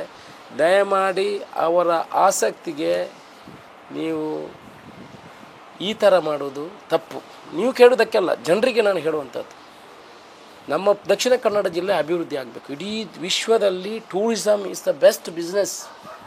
ಆದ್ದರಿಂದ ಅವರು ಪಾಪ ನಮ್ಮ ಮೇಲೆ, ನಾವು ಪ್ರಾಮಾಣಿಕತನ ಇದ್ದವರು, ನಾವು ಒಳ್ಳೆಯವರು, ದಕ್ಷಿಣ ಕನ್ನಡ ಜಿಲ್ಲೆಯವರು ಒಳ್ಳೆಯವರು ಅನ್ನೋ ದೃಷ್ಟಿಕೋನ ಇಟ್ಕೊಂಡು ನಮಗೆ ಅಭಿವೃದ್ಧಿಗಾಗಿ ಸಹಕಾರ ಮಾಡ್ತಾರೆ. ಟೂರಿಸಮಿಗೆ ಹೊಸ ಪ್ಯಾಕೇಜನ್ನು ಮಾಡಬೇಕು ಅಂತ ಆಸಕ್ತಿ ವಹಿಸಿದ್ದಾರೆ. ಅದಕ್ಕೆ ರೂಪುರೇಖೆ ಮಾಡಿ ಅವರು ದುಡ್ಡು ಅವರಿಗೆ ಬೇಕಾದಷ್ಟು ಇದೆ ಸ್ವಾಮಿ. ಈ ದಕ್ಷಿಣ ಕನ್ನಡ ಜಿಲ್ಲೆಯಲ್ಲಿ ದುಡ್ಡು ಹಾಕಿದರೆ ಏನು ಸಿಗ್ತದೆ ನನಗೆ ಗೊತ್ತಿದೆ ಅಲ್ಲ. ನಾನು 25 ವರ್ಷದಿಂದ ಬಿಸ್ನೆಸ್ ಮಾಡ್ತಾ ಇದ್ದವನಲ್ಲ. ಅದನ್ನು ದುಡ್ಡನ್ನು ಬ್ಯಾಂಗ್ಳೂರಲ್ಲಿ, ಮೈಸೂರಲ್ಲಿ ಹಾಕಿದರೆ 10 ಬಾಲಾಗ್ತದೆ. ಇಲ್ಲಿ ಈ ಗುಡ್ಡ ಇದರಲ್ಲಿ ಹಾಕಿದರೆ ಏನೂ ಸಿಗೋದಿಲ್ಲ. ನೀವೊಂದು ಅದು ಯಾರು ಹೇಳ್ತಾನಲ್ಲ ಅವನು ಹೋಗಿ 10 ಎಕರೆ ಜಾಗ ಖರೀದಿ ಮಾಡಲಿ, ಏನು ದುಡ್ಡು ಸಿಗ್ತದೆ ಅಂತ ನೋಡಲಿ. ಸುಮ್ಮನೆ ಇದನ್ನೆಲ್ಲ ಕಟ್ಟಿ ಹಾಳಿ ಮಾಡಿ ಇದು ಮಾಡಿ ಯಾರು ಆಸಕ್ತಿ ತೋರಿಸೋರು ಅದು ನಿರಾಸಕ್ತಿ ಮಾಡುವಂಥದ್ದು ಖಂಡಿತ ತಪ್ಪು. We are missing our bus. Don't do that. Please encourage him. Whatever the tourism benefit we have to take it. I request all the general public. ಆ ಥರ ಮಾಡಬೇಡಿ. ಅವರು ಆಸಕ್ತಿ ತೋರಿಸ್ತಾ ಇದ್ದಾರೆ. ನಾವೀಗೊಂದು ಪರಿಕಲ್ಪನೆಯನ್ನು ಮಾಡಿದ್ದೀವಿ. ಸುಮಾರು 25 ಟಾಪ್ ಇನ್ವೆಸ್ಟರ್ಸ್, ದಕ್ಷಿಣ ಕನ್ನಡ ಜಿಲ್ಲೆಯ 25 ಟಾಪ್ ಬಿಸ್ನೆಸ್ ಮ್ಯಾನ್ಗಳನ್ನು ಕರೆದು, ಅದರಲ್ಲಿ ಶಶಿಕಿರಣ್ ಶೆಟ್ಟಿ ಇರ್ಬೋದು, ಅಮೇರಿಕದವರು ಇದ್ದಾರೆ, ಒಂದು 25 ಜನ ಲಿಸ್ಟ್ ಮಾಡಿದ್ದೇವೆ. ಅವರನ್ನು ಕರೆದು ನೀವು ದಕ್ಷಿಣ ಕನ್ನಡ ಜಿಲ್ಲೆಯಲ್ಲಿ ಒಂದು 100 ಕೋಟಿ ಇನ್ವೆಸ್ಟ್ ಮಾಡಬೇಕು ಅಂತ ನಾನು ಅವರು ಸೇರಿ ಪ್ಲ್ಯಾನ್ ಮಾಡ್ತಾ ಇದ್ದೇವೆ. ನೀವು ಈ ಥರ ಅದಕ್ಕೆ ಇದು ಕಟ್ಟಿ ಹೇಳಿದರೆ ನ್ಯಾಯ ಇದೆಯಾ ಸ್ವಾಮಿ? ಆ ದೇವರ ಹತ್ರ ಮನಸ್ಸಿಟ್ಟು ಮಾತಾಡಲಿ ಜನ. ರಾಜಕೀಯ ಮಾಡಬೇಕು, ಕೀಳು ಮಟ್ಟದ ರಾಜಕೀಯ ಮಾಡಿ. ನೀವಿಗೆ ಏನು ಮಾಡಲಿಕ್ಕೆ ಆಗಿದೆ ಇಷ್ಟು ವರ್ಷದಲ್ಲಿ? ಟೂರಿಸಮ್ ಡೆವಲಪ್ ಮಾಡಲಿಕ್ಕೆ ಆಗಿದೆಯಾ? ಅವ್ರಿಗೆ ದುಡ್ಡು ಹಾಕಿದರೆ ಇಲ್ಲಿ ಅದನ್ನು ಮಾಡಬೇಕಾ? ಅವ್ರಿಗೆ ಬೇಕಾದಷ್ಟಿದೆ, ಅದೇ ಇಲ್ಲಿ ಮಾಡಬೇಕಂತ ಏನಿದೆ? Not at all. ಅವರಿಗೆ ಆಸಕ್ತಿ ಇದೆ ದಕ್ಷಿಣ ಕನ್ನಡ ಜಿಲ್ಲೆಗೆ ಏನೋ ಟೂರಿಸಮ್ ಡೆವಲಪ್ ಮಾಡಬೇಕು, ಈ ಟೋಟಲ್ ಏನೋ ನಮ್ಮ ಸಮುದ್ರದ ತೀರ ಇದೆ ಅದನ್ನು ಡೆವಲಪ್ ಮಾಡಬೇಕಂತ. ನಾವು ಕೂಡ DC ಅವರು, ನಾವು ಅಧಿಕಾರಿಗಳು ಏನಾದರೂ ಮಾಡಬೇಕಂತ ಪ್ರಯತ್ನವನ್ನು ಮಾಡ್ತಾಯಿದ್ವಿ. Please support us, don't discourage us. ಕೊನೆಯದಾಗಿ ಇನ್ನು 2.5 ವರ್ಷ ನಿಮ್ಮ ಪ್ರಾಜೆಕ್ಟ್ ಏನು ಸರ್? ಏನೆಲ್ಲ 2.5 ವರ್ಷದಲ್ಲಿ ಇನ್ನು ಹೊಸ ಪ್ರಾಜೆಕ್ಟ್ಗಳು ಯಾವುದು ನನ್ನ ಕನಸಿನಲ್ಲಿ ಇಲ್ಲ. ನನ್ನ ಕನಸಿನಲ್ಲಿ ಇರುವಂಥದ್ದು ಮೆಡಿಕಲ್ ಕಾಲೇಜ್ ಆಗಬೇಕು, ಮಹಾಲಿಂಗೇಶ್ವರ ದೇವಸ್ಥಾನ ಅಭಿವೃದ್ಧಿ ಆಗಬೇಕು, ಸಹಸ್ರಲಿಂಗೇಶ್ವರ ದೇವಸ್ಥಾನ ಆಗಬೇಕು, ಇದು 4 ಲೈನ್ ಪುತ್ತೂರು ಪಿನ್ನಗಡಿ ಕಂಪ್ಲೀಟ್ ಆಗಬೇಕು, ಕಬಕದಿಂದ ವಿಟ್ಲದವರೆಗೆ 4 ಲೈನ್ ಆಗಬೇಕು, ಮತ್ತು ರಸ್ತೆಗಳು ಬಾಕಿದನ್ನು ಅಭಿವೃದ್ಧಿ ಮಾಡಬೇಕು, ಗ್ರೌಂಡ್ಗಳಾಗಬೇಕು, ಒಳ್ಳೊಳ್ಳೆ ಗ್ರೌಂಡ್ಗಳಾಗಬೇಕು. ಇದನ್ನೇ ಇಂಪ್ಲಿಮೆಂಟೇಷನ್ ಪಾರ್ಟ್ ಟೂರಿಸಮ್ ಆಗಿ ಕನ್ವರ್ಟ್ ಮಾಡಬೇಕು. ಬಿರ್ಮಲಗುಡ್ಡೆ, ನಮ್ಮ ಬಾಲವನ ಇದನ್ನೆಲ್ಲ ಇಂಪ್ರೂವ್ ಮಾಡಬೇಕು. ಇದನ್ನು 2 ವರ್ಷದಲ್ಲಿ ನಾನು ಇಂಪ್ಲಿಮೆಂಟ್ಗೆ ಆಸಕ್ತಿಯನ್ನು ಕೊಡ್ತೀನಿ. ಮಹೇಶ್ ಶೆಟ್ಟಿ ತಿಮರೋಡಿ ಅವರ ಗಡೀಪಾರ್ನಲ್ಲಿ ಅಶೋಕ್ ರೈ ಅವರ ಪಾತ್ರ ಇದೆ ಅನ್ನುವಂಥ ಒಂದು ಮಾತುಗಳು ತುಂಬ ಸಾರ್ವಜನಿಕ ವಲಯದಲ್ಲಿ ಕೇಳಿ ಬರ್ತಾ ಇದೆ. ಅಲ್ಲಿ ನನಗೆ ಗೊತ್ತಿಲ್ಲ. ಗಡೀಪಾರ್ ಆಗಬೇಕಂತ, ಗಡೀಪಾರ್ ನಿಲ್ಲಿಸ್ಬೇಕಂತ. ಗಡೀಪಾರ್ ಆಗಬೇಕು ಅಂತ, ಗಡೀಪಾರ್ ಆಗಬೇಕಂತ. ನೋಡಿ, ನಾನು ಯಾರ ಬಗ್ಗೆನೂ ಅನ್ಯಾಯ ಮಾಡಲಿಕ್ಕೆ ಅಂತ ಹೋಗೋದಿಲ್ಲ. ಅದು ಮಹೇಶ್ ಶೆಟ್ಟಿ ತಿಮರೋಡಿ ಕೂಡ ಅವರ ಹತ್ರ ನೀವು ಕೇಳಿ ಈ ಪ್ರಶ್ನೆಯನ್ನು. ನೀವು ಮಹೇಶ್ ಶೆಟ್ಟಿ ತಿಮರೋಡಿಗೊಮ್ಮೆ ಫೋನ್ ಮಾಡಿ ಕೇಳಿ. ನನ್ನ ಆತ್ಮೀಯರೆಲ್ಲ ನನ್ನ ಪರಿಚಯಸ್ಥರು, ಅವ್ರಿಗೆ ಫೋನ್ ಮಾಡಿ ಕೇಳಿ, ನಿಮ್ಮ ಗಡೀಪಾರಿನಲ್ಲಿ ಅಶೋಕ್ ರೈ ಏನಾದರೂ ಅದಕ್ಕೆ ಆಗಬೇಕಂತ ಪ್ರಯತ್ನ ಮಾಡಿದಾರ ಅಂತ ಕೇಳಿ. ಅವ್ರು ಏನು ಹೇಳ್ತಾರೆ ಅಂತ ಅವರ ಉತ್ತರ ಸಿಗ್ತದೆ. ನಾನು ಯಾವತ್ತೂ ಕೂಡ ಯಾರಿಗೂ ಕೂಡ ಗಡೀಪಾರಿಗೆ ಅಲ್ಲ ಯಾವುದಕ್ಕೆ ಅನ್ಯಾಯ ಮಾಡಲಿಕ್ಕೆ ಇವತ್ತಿನವರೆಗೆ ಹೋಗೋದಿಲ್ಲ, ಮುಂದೇನೂ ಹೋಗೋದಿಲ್ಲ. ಅವರ ನ್ಯಾಯ ಹೋರಾಟವನ್ನು ಅವ್ರು ಮಾಡ್ತಾರೆ, ಯಾವತ್ತೂ ಹೋಗೋದಿಲ್ಲ. ಯಾರಿಗಾದರೂ ಸಹಾಯ ಮಾಡಲಿಕ್ಕೆ ಆಗ್ತದೆ ನೋಡ್ತೀನಿ. ಇಲ್ಲಿ ಹೇಳೋರು ಹೇಳ್ಬೋದು, ಹಾಗೆ ಮಾಡ್ತಾರೆ ಹೀಗೆ ಮಾಡ್ತಾರೆ, ಅದೆಲ್ಲ ಊಹಾಪೋಹ ಸುದ್ದಿಗಳು. ನಾವು ಅದರ ಹತ್ತಿರಕ್ಕೆ ಹೋಗೋದಿಲ್ಲ. ಇದೆಲ್ಲ ನಿಮ್ಮ ಕನಸುಗಳು ಸಾಕಾರ ಆಗಲಿ ಅಂತ ಕೇಳುವಂಥ ಈ ಕಾರ್ಯಕ್ರಮವನ್ನು ಇಲ್ಲಿ ಮುಗಿಸ್ತಾ ಇದ್ದೇವೆ. Thank you.